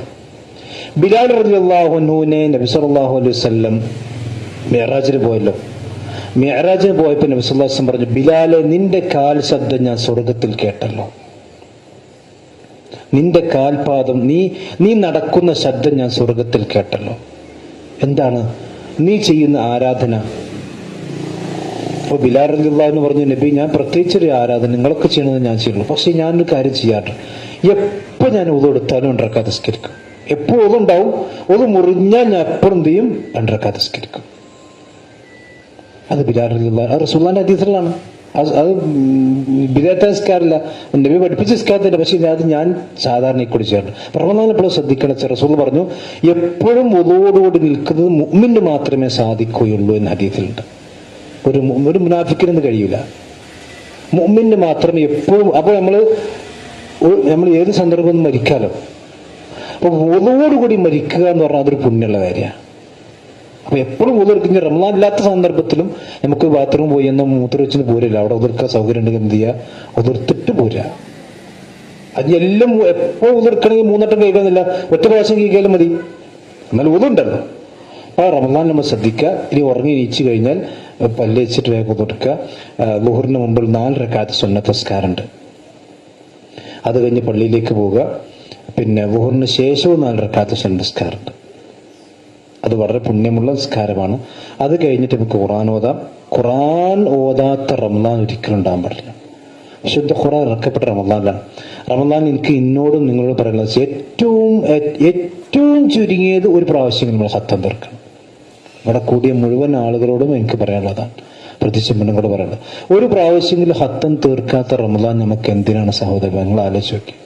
അള്ളാഹിന്റെ ഖുർആനും ഇറങ്ങിയ മാസത്തില് ഒരു തവണ സൂറത്തുൽ ഫാത്തിഹ എന്ന സൂറത്തുൽ നാസ് വരെ നമുക്ക് ഓതാൻ സമയമില്ലെങ്കിൽ എന്തിനാണ് പിന്നെ നമുക്ക് സമയം ഉണ്ടാകുക? എപ്പോഴാണ് നമുക്ക് സമയം കിട്ടുക? ചിന്തിച്ചു നോക്കിയാൽ എപ്പോഴും നമുക്ക് സമയം കിട്ടുക ഖുർആൻ ഓതാൻ? നമുക്ക് പല തിരക്കുണ്ട്, കച്ചവടത്തിന് തിരക്കുണ്ടാവും, അങ്ങോട്ടുണ്ടാവുണ്ട്. നിങ്ങൾ ആലോചിച്ച് ഈ തിരക്കൊക്കെ റസൂലുള്ളാഹിക്ക് കൊണ്ടിരുന്നു. റസൂലുള്ളാഹിന്റെ സഹാബത്ത് ഇങ്ങനെ അള്ള മഞ്ഞ് സെൽവി ആകാശത്തിന് ബനൂ ഇസ്രായേൽ ഇറക്കി കൊടുത്ത പോലെ ഇറക്കി കൊടുത്തിട്ടില്ലല്ലോ. അവർക്കും അള്ളാഹുവിന്റെ മാർഗത്തിൽ അധ്വാനിച്ച് അതുപോലെ തന്നെ അവർ കഠിനമായി പണിയെടുത്തിട്ട് തന്നെയാണ് റിസ്ക് അള്ളാഹ് കൊടുത്തിട്ടുള്ളത്. അതിനിടക്ക് ഉസ്മാൻ റളിയല്ലാഹു അൻഹു 3 ദിവസം കൂടുമ്പോൾ ഖത്തം തീർക്കാറുണ്ട്. ഉസ്മാൻ ഖനി സഹാബത്ത് പറയാണ്, ഞങ്ങൾ പള്ളിയിലെ ഓരോ തൂണിനടുക്കലും 10 ഖത്തം തീർക്കാറുണ്ട് റമദാനിൽ. ഓരോ പള്ളിന്റെ തൂണിലും ഈ തൂണിന്റെ അടുത്ത് 10 ഖത്തം, ഈ പള്ളി തൂണിന്റെ അടുത്ത് 10 ഖത്തം തീർക്കാറുണ്ട്. നമുക്ക് അത്രയൊന്നും കഴിയില്ലെങ്കിലും ഏറ്റവും ചുരുങ്ങിയത് ഒരു പ്രാവശ്യമെങ്കിലും ഖത്തം തീർക്കാത്ത റമദാൻ നമുക്ക് ചിന്തിക്കാൻ പോലും പാടില്ല. അതുകൊണ്ട് നമ്മൾ ഇന്ന് തന്നെ നിയത്ത് വെച്ച് ഒരു ദിവസം ഒരു ജുസു ഓതാൻ 20-21 പേജാണ് ഒരു ജുസു എന്ന് പറഞ്ഞാൽ. ഒരു നിസ്കാരം ശേഷം 2 പേജ് ഓതിയാൽ മതി. 2 പറ ഓതി കഴിഞ്ഞാൽ തന്നെ ഒരു നിസ്കരിച്ച് നിസ്കരിച്ച് അല്ലെങ്കിൽ നിസ്കരിച്ച് 2 പേജ് ഓതി കഴിഞ്ഞാൽ തന്നെ ഒരു ജുസ് തീർക്കാൻ നമുക്ക്. ഒരു ജുസ് മാത്രം നിർത്തരുത്. എത്രയാണ് നമുക്ക് ഖുർആൻ മൻ ഖറഅ ഹർഫൻ മിൻ കിതാബില്ലാഹി ഫലഹു അശ്റു. ഒരു ഹർഫ് ഓതിയ 10 കൂലിയാണ്. അലിഫ് ലാം മീം ഓതിയ 30 കൂലിയാണ്. അപ്പൊ എത്രയാണ് ഒരു മനുഷ്യന് ഖുർആൻ ഓതുക, അത്രയും അള്ളാഹുമായിട്ട് എടുക്കും. ഹബലുല്ലാഹിൽ മംദൂദ് മിനസ് സമാഇ ഇലൽ അർളി. അള്ളാഹുവിന്റെ കയറാണ്, അള്ളാഹു ദുനിയാവിലേക്ക് ഇട്ട കയറാണ് ഖുർആൻ. ആ ഖുർആൻ നമ്മൾ ഓതിക്കൊണ്ടിരിക്കണം. ആ ഖുർആൻ ഓതാത്ത ദിവസം നമുക്ക് ഉണ്ടാകാൻ പാടില്ല. അത് പ്രത്യേകിച്ച് പെണ്ണുങ്ങളെ ശ്രദ്ധിക്കുക. ഇത് പെണ്ണുങ്ങളെ സംബന്ധിച്ചിടത്തോളം അശുദ്ധിയുള്ള സന്ദർഭങ്ങൾ ഉണ്ടാവും. അപ്പോൾ പെണ്ണുങ്ങൾ ശ്രദ്ധിക്കുക. അശുദ്ധി റമദാനും ഉണ്ടാകാലോ. അപ്പൊ നമ്മൾ പെണ്ണുങ്ങൾ എന്താ, ഈ നിസ്കാരമില്ല, ഒന്നുമില്ല, നോമ്പുമില്ല, ഇങ്ങനെ വെറുതെ മൊബൈൽ തോണ്ടിരിക്കല്ല. ദിക്റുകൾ ചെല്ലാം, ഖുർആൻ ഹിഫ്ളുള്ളത് ഓതാം, തഫ്സീറുകൾ വായിക്കാം, ഇസ്ലാമിക പ്രഭാഷണങ്ങൾ കേൾക്കാം, ദിക്റുകൾ ചെല്ലും. ഇതിലൊന്നും തടസ്സമില്ല. നിസ്കരിക്കാതെ നോമ്പ് മാത്രമേ തടസ്സമുള്ളൂ. നിസ്കാരം നോമ്പ് മാത്രമേ റമദാൻ ഇബാദത്ത്. ഖുർആൻ പഠിച്ചോട്, തഫ്സീർ വായിച്ചോട്, അമാനുവിന്റെ തഫ്സീറുകൾ വായിക്കാം. അതുപോലെ തന്നെ ദിക്റുകൾ ചെല്ലാം, അദ്കാറുകൾ ചെല്ലാം, ഒതുവോടുകൂടി നിൽക്കാം. ഇതൊക്കെ പുണ്യമുള്ള കാര്യമാണ്. പക്ഷെ പലപ്പോഴും എന്താ വെച്ചാൽ ഈ എമറാത്ത് ചില പെണ്ണുങ്ങളൊക്കെ അശുദ്ധി ഉണ്ടെങ്കിൽ അത്താഴത്തിന്റെ സമയത്ത് നീക്കണില്ല, നിസ്കാരമില്ലല്ലോ. നിസ്കാരം മാത്രമല്ലല്ലോ, ഞാൻ ആ സമയത്തിന് പ്രത്യേകത ഉണ്ട്. ആ സമയത്ത് നമ്മൾ അശുദ്ധിയുള്ള പെണ്ണുങ്ങൾക്ക് പ്രാർത്ഥിച്ചുകൂടെ? അതിന്റെ പോലെ പ്രാർത്ഥനക്കുള്ള തടസ്സമുണ്ടോ? പക്ഷെ അതൊന്നും നമ്മൾ പെണ്ണുങ്ങൾ ശ്രദ്ധിക്കില്ല. ഇതാണ് കിട്ടി, അള്ളാഹ് ഒരു ഇളവാണ് കൊടുത്ത് അതൊരു വിളവാക്കിയിട്ട് അങ്ങനെ നടക്കണ അവസ്ഥ അതൊരിക്കലും ഉണ്ടാകും. റമദാനിൽ ഇത് ഉണ്ടാകാൻ പാടില്ല. റമദാനിൽ നമ്മൾ അശുദ്ധി ഉണ്ടെങ്കിൽ നമുക്ക് ചെയ്യാവുന്ന ഇബാദത്തുകൾ പരമാവധി അത് അള്ളാഹ് നമുക്ക് നിശ്ചയിച്ചൊരു ഇതാണ്. അള്ളാഹ് നമുക്ക് കൂലി നഷ്ടപ്പെടുത്തുന്നില്ല. പക്ഷെ നമ്മൾ എന്ത് ചെയ്യും? നമ്മൾ കൂടി ശ്രദ്ധിക്കണം ആ കാര്യം. നൂറുസ്കാരം കഴിഞ്ഞ് നമുക്ക് കുറച്ചു നേരം ഉറങ്ങണേന്ന് ഉറങ്ങാം. ആ ഉറക്കത്തിനും പുണ്യമുണ്ട്, നിയത്ത് നന്നാവണം. മുആദ് റളിയല്ലാഹു അൻഹു പറഞ്ഞു, അഹ്തസിബു നൗമതി കമാ അഹ്തസിബു ഖൗമതി. ഹദീസ് ഇമാം ബുഖാരി ഉദ്ധരിച്ച ഹദീസാണ്. ഞാൻ എൻ്റെ രാത്രി എഴുന്നേറ്റ് നിസ്കരിക്കുമ്പോൾ എനിക്ക് എപ്രകാരമാണ് ഞാൻ കൂലി പ്രതീക്ഷിക്കുന്നത്, അപ്രകാരം ഞാൻ ഉറക്കിലും എനിക്ക് കൂലി കിട്ടുമെന്നാണ് എൻ്റെ ആഗ്രഹം. അതെന്താ അറിയോ? പകരം നമ്മൾ ഉറങ്ങണം എന്തിനാ? രാത്രി തറാവീഹ് നിസ്കരിക്കുമ്പോൾ ഉറങ്ങാതെ നിസ്കരിക്കണം. എനിക്ക് അള്ളാഹുവിന്റെ മുമ്പിൽ ഒരു നശീത്തോടുകൂടി ഒരു ഉന്മേഷത്തോട് നിൽക്കണമെന്ന നിയത്തിലാണ് നമ്മൾ ഉറച്ചൊക്കെ ഉറങ്ങണതെങ്കിൽ ആ ഉറക്കിനും കൂലി ഉണ്ടാവും ഇൻഷാ അല്ലാഹ്. കുറച്ച് നമ്മൾ ഉറങ്ങണം വെച്ചാൽ നല്ലതാണ്. കാരണം നമ്മുടെ ഇബാദത്തുകൾ പ്രത്യേകിച്ച് തറാവീഹ് നിസ്കാരം ദീർഘമായി നിസ്കരിക്കുമ്പോൾ ഉറക്കം വരാതിരിക്കണമെങ്കിൽ നമ്മുടെ ശരീരത്തിന് കുറച്ച് റെസ്റ്റ് കൊടുക്കണം. അത് കഴിഞ്ഞ് അസർസ്കാരത്തിന്റെ നേരത്തെ ബാങ്ക് കൊടുക്കുന്നു. അതിലേക്ക് ഇജാബത്തോട് ഞാൻ വിശദീകരിക്കില്ല. അസറിന് മുമ്പ് 4 റക്അത്ത് സുന്നത്ത് നിസ്കാരമുണ്ട്. റഹിമല്ലാഹു ഇംറഅൻ സ്വല്ല അർബഅൻ ഖബല അൽ അസ്രി. റസൂലുള്ളാഹി പറഞ്ഞു, അള്ളാഹു ഒരു മനുഷ്യൻ റഹ്മത്ത് കൊടുക്കട്ടെ എന്നാണ്. അള്ളാഹു അവനെ അനുഗ്രഹിക്കട്ടെ. സ്വല്ല അർബഅൻ ഖബല അൽ അസ്രി. അസർ നിസ്കാരത്തിന് മുമ്പ് 4 റക്അത്ത് നിസ്കരിച്ചവന് അള്ളാഹു റഹ്മത്ത് ചെയ്യട്ടെ. അസർ നിസ്കാരത്തിന് മുമ്പ് 4 റക്അത്ത് നിസ്കരിക്കുക, രണ്ടും നിസ്കരിക്കുക. അത് വീട്ടിൽ നിസ്കരിക്കാൻ കഴിഞ്ഞാൽ അങ്ങനെ, അല്ലെങ്കിൽ പള്ളിയിൽ നിസ്കരിക്കാൻ വേണ്ടിയിട്ടാണ്. അസർ നിസ്കാരം കഴിഞ്ഞ് പിന്നീട് ദക്കാറുൽ മസാകൾ ചെല്ലുക. പിന്നെ നോമ്പ് തുറക്കാൻ ആവശ്യമായ കാര്യങ്ങൾ ഉണ്ടാക്കുക. അതിലൊന്നും നമ്മൾ ദൂർത്ത് കാണിക്കാൻ പാടില്ല. നമുക്ക് അത്യാവശ്യത്തിന് വയറിനറിയാൻ മാത്രമുള്ള വിഭവങ്ങൾ ഉണ്ടാക്കിയാൽ മതി. പ്രത്യേകിച്ച് എനിക്ക് പെണ്ണുങ്ങളോട് പറയുന്നത് വെച്ചാൽ, റമദാൻ എന്ന് പറഞ്ഞാൽ ഇന്നിപ്പോ സമൂഹത്തിൽ ഇപ്പൊ കണ്ണൂരൊക്കെ പോയൊക്കെ സുബ്ഹാനല്ലാഹ്, ഞാൻ കുറച്ച് മുമ്പ് കാലത്ത് കണ്ണൂർ ഞാൻ പറഞ്ഞ ഈ ഒരാൾക്ക് നോമ്പർക്കൾ ഈ ടേബിളിൽ നിന്ന് വെച്ചാൽ തീരൂല. എപ്പോഴാണ് അതൊക്കെ പെണ്ണുങ്ങൾ ഉണ്ടാക്കണത്? ഓർക്ക് പിന്നെ ഇവിടെ ഖുർആൻ ഓതാൻ സമയം എപ്പോഴാണ്? പിന്നെ ഓർക്ക് ഇക്രല്ല സമയം എപ്പോഴാണ്? അദ്കാർ മസാജ് എല്ലാം കയറും. റമദാനിൽ നമ്മളിപ്പോ റമദാനിന് മുമ്പ് കല്യാണം കഴിഞ്ഞുണ്ട്. എന്താ പറയുക, നോമ്പ് തുറ സൽക്കാരം എന്ന് പറയാം. സൽക്കാരങ്ങളൊക്കെ നടത്തിക്കോളൂ. നീയത്ത് ശരിങ്ങളെ പൈസ പോകും. നീയത്ത് റമദാന് നോമ്പ് തുറപ്പിക്കൽ വലിയ പുണ്യമുള്ള കാര്യമാണ്. മൻ ഫത്തറ സായിമൻ, ഒരു സായിമൻ ഒരാൾ നോമ്പ് തുറപ്പിച്ചാൽ ഫലഹു മിത്ലു അജ്രി സായിമീൻ, ഒരു നോമ്പ് പോറ്റവന്റെ കൂലി അവന് കിട്ടുന്ന ഹദീസിലുണ്ട്. പക്ഷെ അതിനെന്ത് വേണം? നീയത്തട്ട. നമ്മളിപ്പോ പുതിയ ഓല വിളിച്ചാഞ്ഞാല് പിന്നെ എന്താ ഓന്റെ പെരക്കാർ വിചാരിച്ചാ പുതിയാപ്പുണ്ടെ. അങ്ങനെയാണെങ്കിൽ ഒരു സ്വതക്കന്റെ കൂലിട്ട് നോമ്പറപ്പിച്ച കൂലിട്ടൂല. നീയത്ത് ശരിയില്ലെങ്കിൽ ഒന്നിനും കൂലിട്ടൂല. എന്നമൽ അമാലു പിന്നെ നിങ്ങൾ ആലോചിക്കണം, അള്ളാഹുവിന്റെ പരലോകത്ത് അള്ളാഹ് ആദ്യം വിചാരണ ചെയ്യുന്ന ആരാണ്? 3 ആൾക്കാരെ നമുക്കറിയാലോ. ഒരു പണ്ഡിതന്, രക്തസാക്ഷിയെ, ധനികന്. ആളുടെ സമ്പത്ത് മുഴുവൻ അള്ളാഹിന്റെ മാർഗത്തിൽ കൊടുത്തു. അതാണ് പിടിച്ച് നരകത്തിലേക്ക് അള്ളാഹു നമ്മിനെ കാത്തിരക്ഷിക്കുവാനാവട്ടെ. അത് സ്വതക്ക് കൊടുക്കാത്തോണ്ടല്ല, പക്ഷെ നീയത്ത് ശരിയല്ല. അള്ളാഹിന്റെ മാർഗത്തിൽ രക്തസാക്ഷിയായ മനുഷ്യൻ അള്ളാഹ് നരകത്തിൽ കിടന്നു. ശത്രുവിന്റെ വെട്ടേറ്റ് രക്തം ചിന്തി പടഞ്ഞു മരിച്ച മനുഷ്യൻ അള്ളാഹുവിന്റെ സ്വർഗമല്ല ആണ് ലക്ഷ്യമെങ്കിൽ അയാൾ സ്വർഗത്തിൽ പോകൂല എന്ന് റസൂൽ പറഞ്ഞു. അപ്പൊ നമ്മുടെ നീയത്ത് ശരിയില്ലെങ്കിൽ നമ്മൾ ഒരു ഇബാദത്തിന് കൂലിട്ടില്ല. അതുകൊണ്ട് റമദാനിൽ ആവശ്യത്തിന് വിഭവങ്ങൾ ഉണ്ടാക്കിയാൽ മതി. അദ്കാർ മസാജ് എല്ലാം നമ്മൾ മറക്കാൻ പാടില്ല. പിന്നെ ഈ നോമ്പ് തുറക്കുന്ന റസൂൽ പറഞ്ഞു, ലിസ്സായിമി ഫർഹത്താനി, നോമ്പുകാർ 2 സന്തോഷമുണ്ട്. ഒന്ന് ഇൻദ ഇഫ്താരി, ഒന്ന് അവന്റെ നോമ്പ് തുറക്കുന്ന സന്ദർഭത്തിലും, വഇൻദ ലിഖാഇ റബ്ബിഹി, റബ്ബിനെ കണ്ടുമുട്ടുമ്പോഴും. ഒന്ന് ഇഫ്താറിന്റെ സമയം. റസൂൽ പറഞ്ഞു, സലാസു ദഅവാത്തിൻ മുസ്തജാബ, 3 പ്രാർത്ഥനകൾ ഉത്തരം കിട്ടുന്ന പ്രാർത്ഥനകൾ, ഒരിക്കലും തള്ളപ്പെടില്ല. അതിലൊന്ന് ദഅവത്തു സ്വായിമി ഇൻദ ഫിത്രിഹി എന്ന ഹദീസിലുണ്ട്.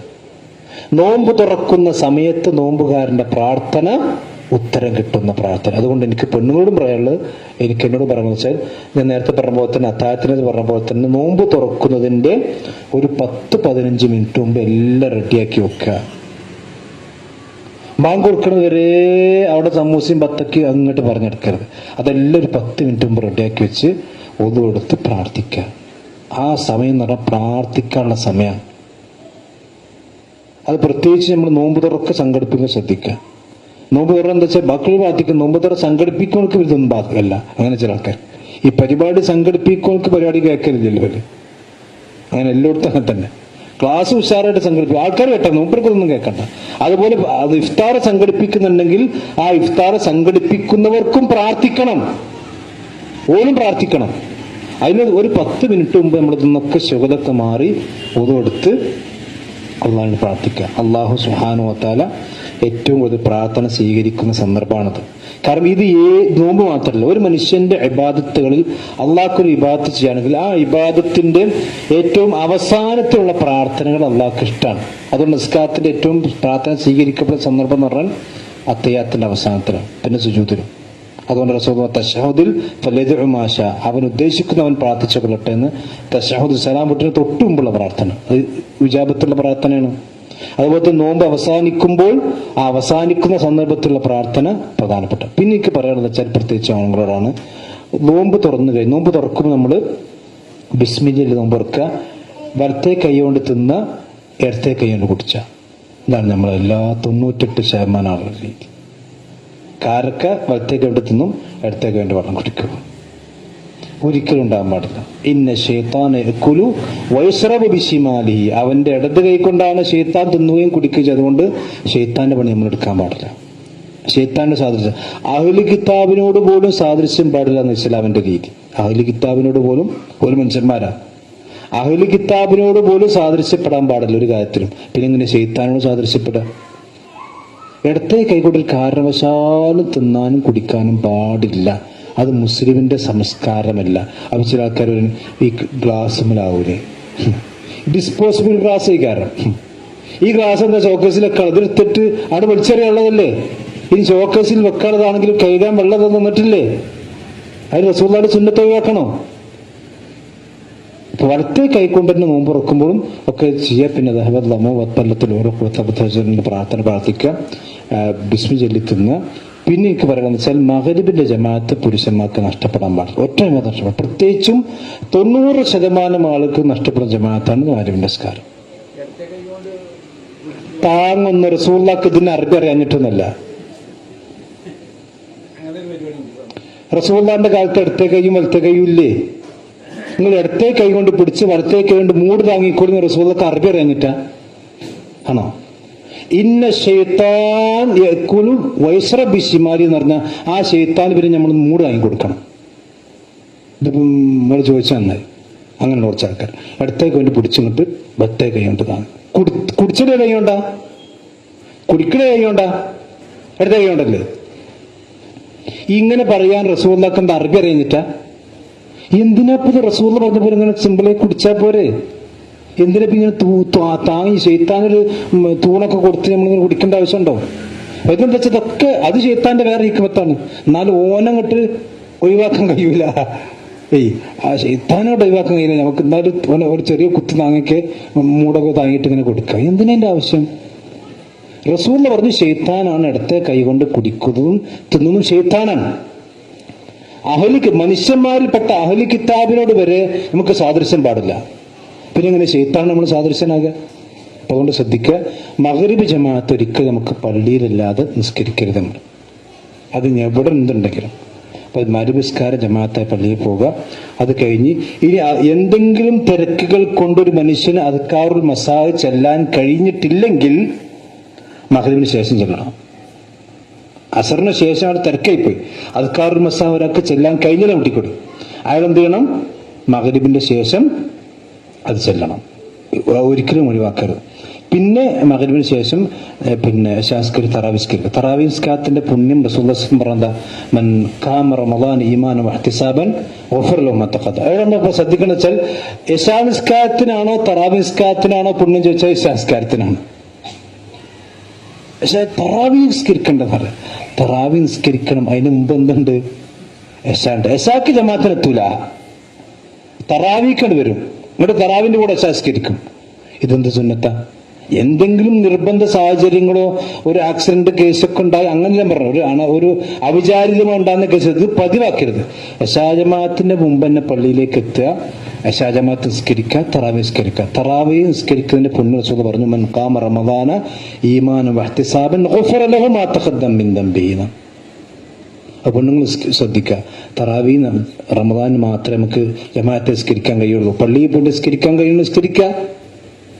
അശുദ്ധിയുള്ള പെടുങ്ങൾ വീട്ടിൽ പിന്നെ നിസ്കരിക്കേണ്ട അവസ്ഥയില്ല.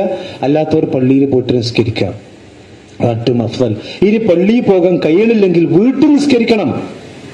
നബി സല്ലല്ലാഹു അലൈഹി വസല്ലം ബാക്കി 3 ദിവസം കഴിഞ്ഞ് വീട്ടിൽ നിസ്കരിച്ച്. പിന്നെ തറാവി 23 11 ഇതിപ്പോ നിങ്ങൾ തർക്കിക്കേണ്ട ആവശ്യമില്ല. നമുക്ക് തറാവി നിസ്കരിക്കണം പഠിപ്പിച്ചാരാ? തറാവി നിസ്കരിക്കണം പഠിപ്പിച്ചാരാ? റസൂലുള്ളാഹി സ്വല്ലല്ലാഹു അലൈഹി വസല്ലം അല്ലേ? ആണല്ലോ, സംശയമില്ലല്ലോ. ആ നബി എത്ര നിസ്കരിച്ച് നോക്കിയാൽ പോരെ? ഇമാം ഇസ്ലാമിലെ ഖുർആൻ കഴിഞ്ഞാൽ ഏറ്റവും പ്രമാണയോഗ്യമായ ഹദീസുകൾ ക്രോഡീകരിച്ചതാണ് സഹീൽ ബുഖാരി.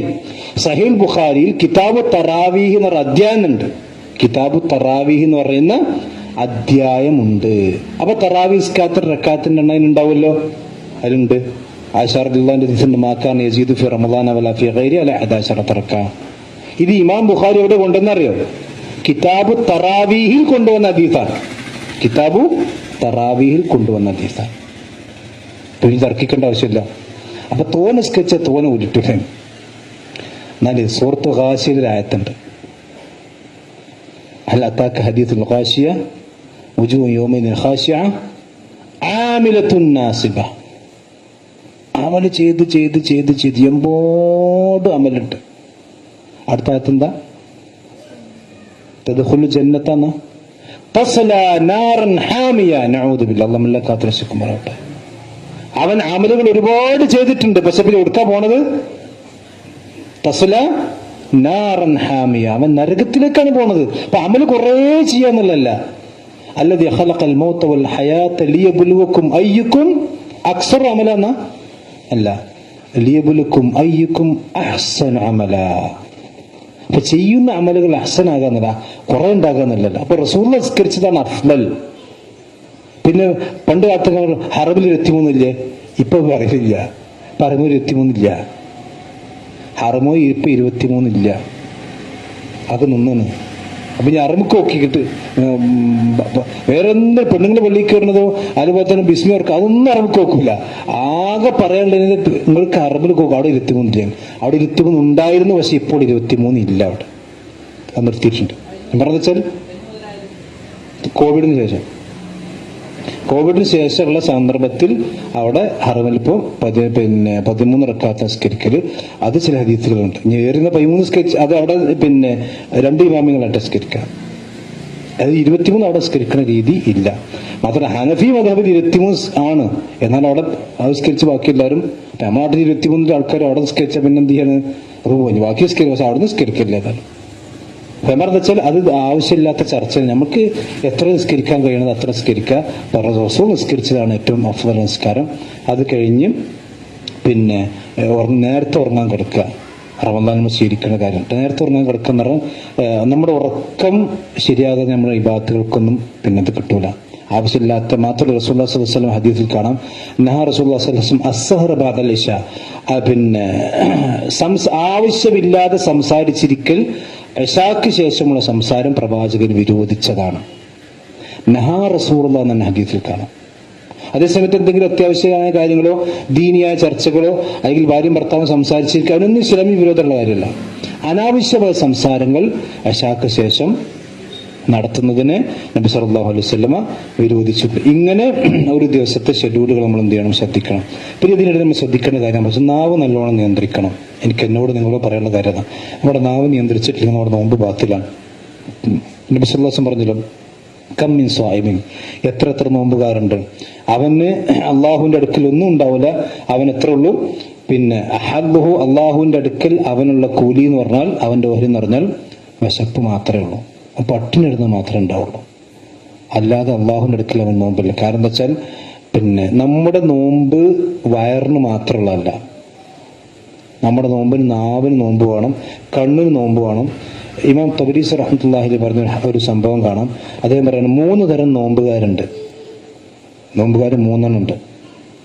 ഒന്നെന്താ വെച്ചാൽ ആമായ നോമ്പുകാർ എന്ന് പറഞ്ഞാൽ രാവിലെ മുതൽ വൈകുന്നേരം വരെ ഭക്ഷണ പാനീയങ്ങൾ ഒഴിവാക്കി ലൈംഗിക കാര്യങ്ങളിൽ നിന്നൊക്കെ ഒഴിവാക്കി, അതാണ് എല്ലാവരും നോക്കുന്ന നോമ്പ്. രണ്ടാമത്തെ ഖാസായ നോമ്പുകാരുണ്ട്. ഖാസായ നോമ്പുകാരെന്ന് പറഞ്ഞാൽ അവന്റെ നാവും കണ്ണും പ്രവർത്തനങ്ങളൊക്കെ നിയന്ത്രിച്ച് ഉള്ള നോമ്പ്. ഇനി അതിനേക്കാൾ ഖാസായ വേറെ നോമ്പ്, അതാണ് ഒറിജിനൽ നോമ്പ് എന്ന് പറഞ്ഞാൽ ഒരു മനുഷ്യന്റെ മനസ്സിലേക്ക് തന്നെയും തിന്മയോട് ചിന്തിക്കണമെന്നില്ല. റമദാനിന് വരുമ്പോ അയാൾക്ക് തിന്മയെ പറ്റി ചിന്ത വരുന്നില്ല. അങ്ങനത്തെ നോമ്പുകാരായിരിക്കാൻ നമ്മൾ എന്ത് ചെയ്യണം? ശ്രദ്ധിക്കണം. എന്ന് പറഞ്ഞാൽ ആവശ്യമുള്ള കാര്യങ്ങളെ പറ്റി മാത്രം ചിന്തിക്കുക, അനാവശ്യ കാര്യങ്ങൾ ചിന്തിക്കാതിരിക്കുക. പ്രത്യേകിച്ച് സോഷ്യൽ മീഡിയ ഉപയോഗിക്കുമ്പോൾ ശ്രദ്ധിക്കണം എന്ന് വെച്ചാൽ റമദാനിൽ നമ്മൾ ഫോൺ നല്ല നിയന്ത്രണം ഏർപ്പെടുത്തണം. ഖുർആൻ ഇതിന്ന് ഓതരുത്. നമ്മൾ ഖുർആൻ ഇരുന്ന് ഓതുക, മുസാഫ് തന്നെ ഓതുക. ഇത് നോതാൻ ഹറാമെന്ന് ഞാൻ പറഞ്ഞില്ല, പക്ഷെ ഇത് നോതുമ്പോൾ കട്ടിങ് എന്നൊരു മെസ്സേജ് ആണ് വരും. അപ്പൊ നമ്മളിങ്ങനെ വൃദ്ധ ഇങ്ങനെ മാറ്റി വെക്കും. അപ്പൊ നമുക്ക് ആവശ്യമുള്ള ആളുകൾ അപ്പൊ നമ്മൾ കണ്ടെക്കും. അപ്പൊ ഇതിവിടെ മിനിമൈസ് ചെയ്ത് അതിമ കണക്കും. അപ്പൊ മുസാഫിൽ നമ്മൾ ഖുർആൻ ഓതുക, അതാണ് നമ്മൾ ചെയ്യേണ്ടത്. മറ്റേ ഹറാമെന്ന് ഞാൻ പറഞ്ഞില്ല, യാത്രയിലും കാര്യങ്ങളൊക്കെ ഉണ്ടെങ്കിൽ ഓതാം. പക്ഷെ ഖുർആൻ ഓതുമ്പോൾ അതിലേക്ക് ശ്രദ്ധ കേന്ദ്രീകരിക്കുക. പിന്നെ സോഷ്യൽ മീഡിയയിൽ നമ്മൾ അനാവശ്യമായിട്ട് നമ്മളിപ്പോൾ ഇനി ഒരു മാസം ഫേസ്ബുക്കിൽ കയറിയില്ലെങ്കിലും ആകാശം പൊളിഞ്ഞടങ്ങും പോണില്ല, മനസ്സിലല്ലേ? അല്ലെങ്കിൽ പ്രത്യേകിച്ചും ഈ എന്താ പറയുക ഇൻസ്റ്റാഗ്രാമിലൊന്നും നമ്മൾ കയറി ഇറങ്ങിയിട്ടില്ലെങ്കിലും നമുക്ക് ദുനിയാവിൽ ഹയറല്ലാതെ നമുക്കൊരു നഷ്ടം ഉണ്ടായതാലും വരാം. ആ നഷ്ടം നമ്മൾ റമദാനാണ് സഹിക്കണം. ഇല്ലെങ്കിൽ ഒരു ഹറാം എന്തായാലും കാണുമല്ലോ, ഉറപ്പല്ലേ?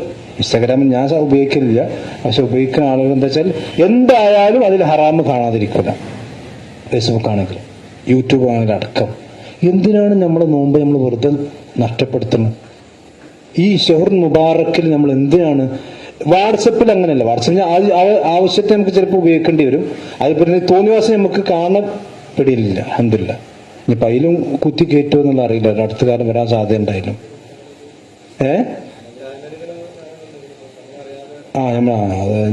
ഇബ്ലീസിന് ഇതിൽ നിൽക്കപ്പുറത്തി ഉണ്ടാവില്ല ആളുകൾ. ഇനിയിപ്പോൾ അതിലെന്തെങ്കിലും വരും. അതായത് ഞാൻ പറഞ്ഞ നമ്മൾ സോഷ്യൽ ഇനി എപ്പോഴും വാട്സപ്പ് ഇങ്ങനെ മാറ്റി കുത്തിരിക്കണ്ട. സമയം വെക്കുക.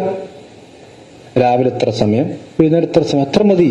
ബാക്കിയുള്ള സമയം നന്മകൾ. കാരണം ഞാൻ പറഞ്ഞത് ഇതൊരു പക്ഷേ നമ്മുടെ ജീവിതത്തിൽ അവസാനത്തെ റമദാനായിരിക്കാം. നമുക്ക് ആർക്കും അറിയില്ല. ഈ റമദാൻ നമുക്ക് കിട്ടി, ഇതിലൂടെ നമുക്ക് സ്വർഗം നേടാൻ കഴിഞ്ഞില്ലെങ്കിൽ ഇനി ഒരു റമദാൻ പഠിച്ച് നമുക്ക് തരുമെന്ന് നമുക്കറിയില്ല. കാരണം മുകളിലേക്ക് വലിച്ച ശ്വാസം കീപ്പോട്ട് പോകാതിരുന്നാൽ കഴിഞ്ഞാൽ നമ്മളൊക്കെ കഥ അല്ലേ? അതുകൊണ്ട് ആ റമദാൻ സോഷ്യൽ മീഡിയ നമ്മൾ നല്ലോണം നിയന്ത്രിക്കണം. പിന്നെ ഉള്ളതെന്ന് വെച്ചാൽ നമ്മുടെ സുന്നത്തസ്കാരം ശ്രദ്ധിക്കുക. പിന്നെ ദാനധർമ്മങ്ങൾ, സ്വതക്ക കൊടുക്കുക. സ്വതക്ക ധാരാളം കൊടുക്കണം. പെണ്ണുങ്ങളും സ്വതക്ക കൊടുക്കണം. ആണുങ്ങൾ സ്വതക്ക കൊടുത്താൽ ആണുങ്ങൾക്ക് കിട്ടുള്ളൂ. പെണ്ണുങ്ങൾ സ്വതക്ക കൊടുത്താൽ ആണുങ്ങൾ കൂടി കൂടിയിട്ടു. അതാണ് പ്രത്യേകത, മനസ്സിലായല്ലേ? അതായത് പെണ്ണുങ്ങൾ ഒറ്റക്കുണ്ടാക്കി സമ്പാദിക്കുന്നല്ല കേട്ടോ. ആണുങ്ങൾ കൊടുത്തതാണെങ്കിൽ, പെണ്ണുങ്ങൾ ഒറ്റക്കുണ്ടാക്കി സമ്പാദിക്കുകയാണെങ്കിൽ ആ പെണ്ണുങ്ങൾ കൊടുക്കാം. അതിന് ആണുങ്ങളോട് ചോദിക്കേണ്ട ആവശ്യമില്ല. പക്ഷെ നമ്മുടെ പെണ്ണുങ്ങൾ എന്താ വെച്ചാല് അവന്റെ പുതിയാപ്പിള എടുത്തോളും. ഒരു പള്ളിക്ക് പിരിവുണ്ടെങ്കിൽ അത് മൂപ്പര് എടുത്തോളും. മൂപ്പര് കൊടുത്താൽ മൂപ്പര് കിട്ടും, നിങ്ങൾ കൊടുത്താൽ നിങ്ങൾക്കും കിട്ടും. അല്ലാഹു സുബ്ഹാനഹു വ തആല അതിനെപ്പറ്റി പറഞ്ഞു, മസലുൽ ലദീന യുൻഫിഖൂന അംവാലഹും ഫീ സബീലില്ലാഹ് കമസലി ഹബ്ബത്തിൻ. അല്ലാഹുവിന്റെ മാർഗത്തിൽ ധനം ചെലവഴിക്കുന്നവന്റെ ഉദാഹരണം എന്ന് പറഞ്ഞാൽ അത് ആരെ പോലെയാണ്? ഒരു ധാന്യമണിയെ പോലെയാണ്. 57 ആ ധാന്യമണി കുഴിച്ചിട്ടപ്പോൾ അതിന് 7 കതിരിന് പുറത്തേക്ക് വന്നു. ഫീ കുല്ലി സുംബുലത്തിൻ 100 ഹബ്ബ. ഓരോ കതിരിലും 100 ധാന്യമണികളുണ്ട്. അപ്പൊ 7 കതിരുണ്ട്, 7. അപ്പൊ ഒരു വിത്തിൽ നിന്ന് 700 വിത്ത് കിട്ടി. ഇതേപോലെയാണ് വല്ലാഹു യുദാഇഫു ലിമൻ യശാ. 700 നിൽക്കൂല. അല്ലാഹു ഉദ്ദേശിക്കുന്നവന്റെ ഇഖ്ലാസും അവന്റെ തഖ്വയും നോക്കി അത് ഇനി ഏറ്റി കൊടുക്കുന്നു. ഇത് നമുക്ക് റമദാനിൽ കിട്ടണം.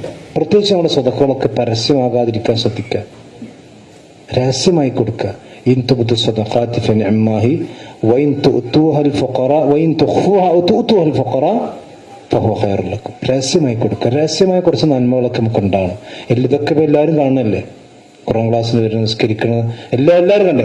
നമ്മളും പടച്ചോനും മാത്രം അറിയുന്ന ചില നന്മകൾ നമ്മുടെ ജീവിതത്തിൽ ഉണ്ടാകും. അതിന് റമദാൻ നമ്മൾ ഏറ്റവും അതാ നോമ്പ് എന്ന് പറഞ്ഞത്. അതുകൊണ്ട് അസൗമുലി വനജീമ, നമ്മൾ റമദാൻ മാത്രം അറിയുന്ന ഇബാദത്താണ് നോമ്പ്. ഒരാൾ പകൽ ഇവിടെ ഇരുന്നിരിക്കുകയാണെങ്കിൽ നോമ്പ് പറ്റും നമുക്ക് നോക്കി പ്രത്യക്ഷം നോക്കി കാണാൻ കഴിയില്ല, സ്കരിക്കണം കാണാൻ കഴിയും. നോമ്പുകാർ അള്ളവും അയാൾ മാത്രം ഇബാദത്താണ്. ഇതുപോലെ സദഖപ്പ് ആപ്പി ജിപേക്കുള്ള കാലത്ത് രഹസ്യമായി സദഖ കൊടുക്കാൻ ഒരു പണിയില്ല. എല്ലാ ദിവസവും ജാമ്യക്ക് ഇങ്ങനെ കൊടുത്തോളൂ ഇൻഷാ അല്ലാഹ്. എല്ലാ ദിവസവും സദഖ കൊടുക്കാൻ ശ്രദ്ധിക്കാം. അത് ₹1 റമദാനിലെ എല്ലാ ദിവസവും നമ്മൾ സദഖ കൊടുക്കുക. അതിപ്പോ ഇനി എല്ലാ ദിവസവും ₹500 കൊടുക്കാനില്ല, ₹10 കൊടുത്താൽ മതി. നമുക്ക് എത്രയാണോ കഴിയുക. പക്ഷെ എല്ലാ ദിവസവും നമ്മൾ നോമ്പും ദിക്റും പ്രാർത്ഥനകളും സദഖയും നമ്മുടെ കൂടെ ഉണ്ടാണെങ്കിൽ എല്ലാ ദിവസവും നമ്മൾ എന്ത് ചെയ്യാം, ഒരു ചെറിയ സംഖ്യ കൊടുത്താൽ മതി. ആ കൊടുക്കുന്നത് ഏറ്റവും നല്ലതിലേക്ക് നമ്മൾ കൊടുക്കുക. ജാമ്യ നമുക്കറിയാലോ, ഈ ദീനിന്റെ വെളിച്ചം ആളുകൾക്ക് എത്തിച്ചു കൊടുക്കുന്ന ഹിക്കന്മാരുണ്ടാക്കുന്ന സ്ഥാപനമാണ്. അപ്പൊ ജാമ്യക്ക് കൊടുത്താൽ കൂടുതൽ കൂലിട്ടും. ഈ നാട്ടിൽ പള്ളികൾക്ക് വേണമെങ്കിൽ പള്ളികൾക്ക് കൊടുക്കാം. നമ്മൾ ഏറ്റവും പ്രയോറിറ്റി കൊടുത്തിട്ട് സദഖ കൊടുക്കാം. ഏറ്റവും ചോദിച്ചു വരുന്നവർക്കൊക്കെ ഇങ്ങനെ കൊടുക്കണ്ട. ചോദിച്ചു വരുന്നത് എന്ത് ആവശ്യത്തിനാണ്, അപ്പൊ അതിനേക്കാൾ പ്രയോറിറ്റി കൊടുക്കേണ്ട സാധനം ഇവിടെ ഉണ്ടെങ്കിൽ അതിന് കൊടുക്കുക.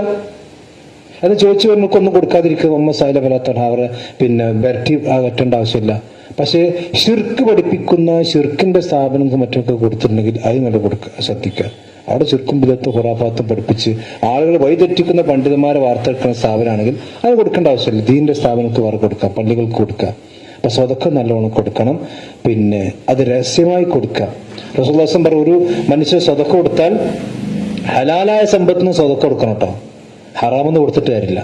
ഹലാല സമ്പത്ത് സ്വതക്ക കൊടുത്താൽ തഖബ്ബലുല്ലാഹു, അല്ലാഹു സ്വീകരിക്കും.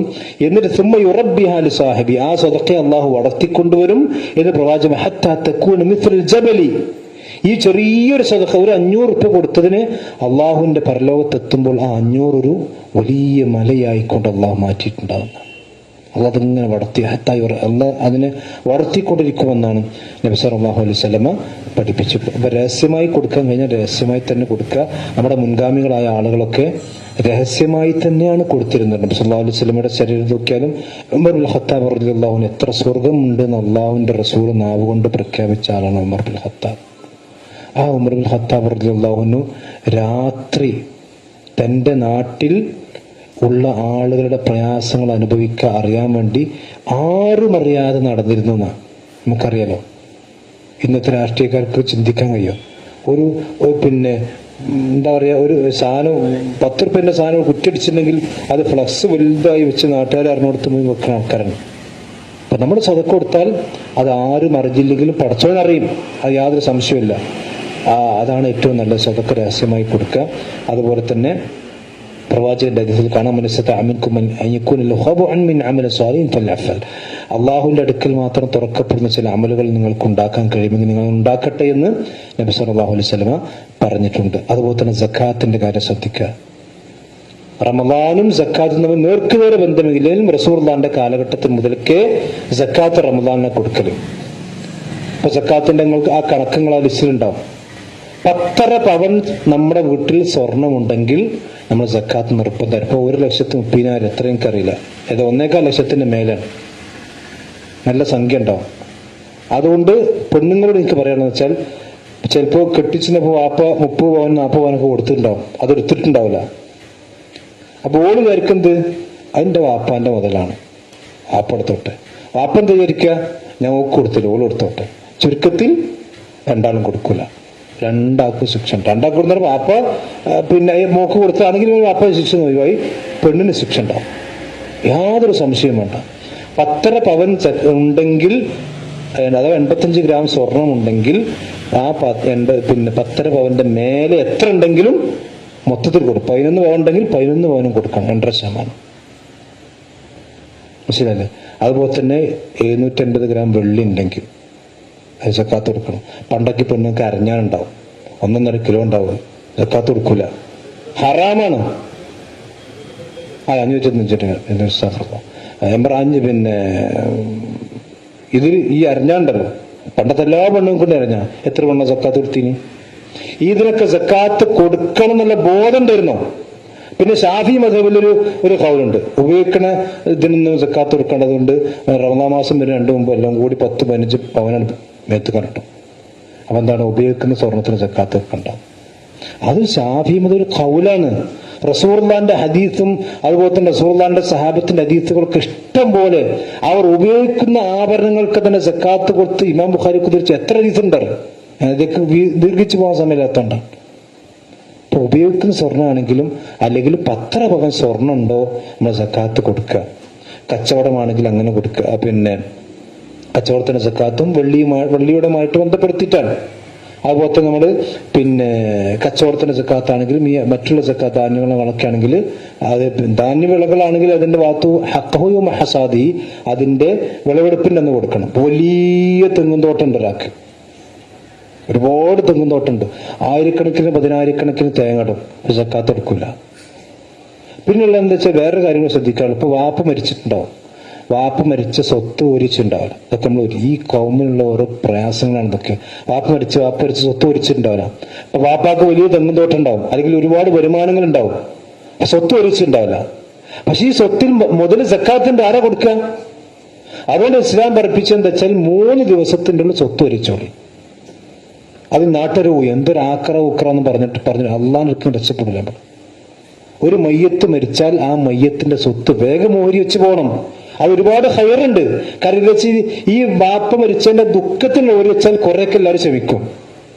മറ്റെന്താ വെച്ചാല് പിന്നെ ആ മോങ്ങത്തങ്ങാടിയുള്ള ആ പള്ളിന്റെ അടുത്തുള്ള ബിൽഡിങ് പിന്നെ ഞമ്മക്ക് കിട്ടിയാൽ തിരക്കടില്ല എന്നാണ് ഞങ്ങൾക്ക് പറയുന്നുണ്ട്. ഇപ്പൊ അങ്ങനെ അങ്ങനെയാണ്. പിന്നെ 3 ദിവസത്തിനുള്ളിൽ ഇതൊക്കെ തീരുമാനമാക്കി ആർക്കും പ്രശ്നം ഉണ്ടാവില്ല. ഈ ദിവസം കൂടുന്തോറും എന്താ വെച്ചാൽ മുതലിനോട് ആക്കറങ്ങനെ കൂടി വരും, അപ്പൊ പ്രശ്നം കൂടും.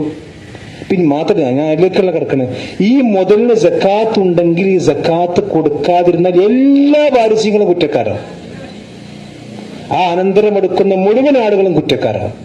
അതുകൊണ്ട് ആ കുറ്റത്തിന് രക്ഷപ്പെടാൻ നല്ലത് വേഗം ഒലിച്ച് അവനാന്റെ സ്വത്ത് സക്കാത്ത് ഉണ്ടെങ്കിൽ വേഗം സക്കാത്ത് കൊടുക്കുക. ബാങ്കിൽ പൈസ ബാലൻസ് ഉണ്ടെങ്കിൽ ഈ പിന്നെ 1 വർഷം കഴിഞ്ഞിട്ടുണ്ടെങ്കിൽ സക്കാത്ത് നമ്മൾ കൊടുക്കണം. പിന്നെ സക്കാത്ത് എന്ന് പറഞ്ഞാൽ നമുക്ക് പൈസന്റെ സക്കാത്ത് എന്ന് പറഞ്ഞാൽ നമ്മുടെ പ്രാഥമികമായ ആവശ്യങ്ങൾ നിർവഹിച്ച് ബാലൻസിലാണ് പൈസ ഉള്ളത്.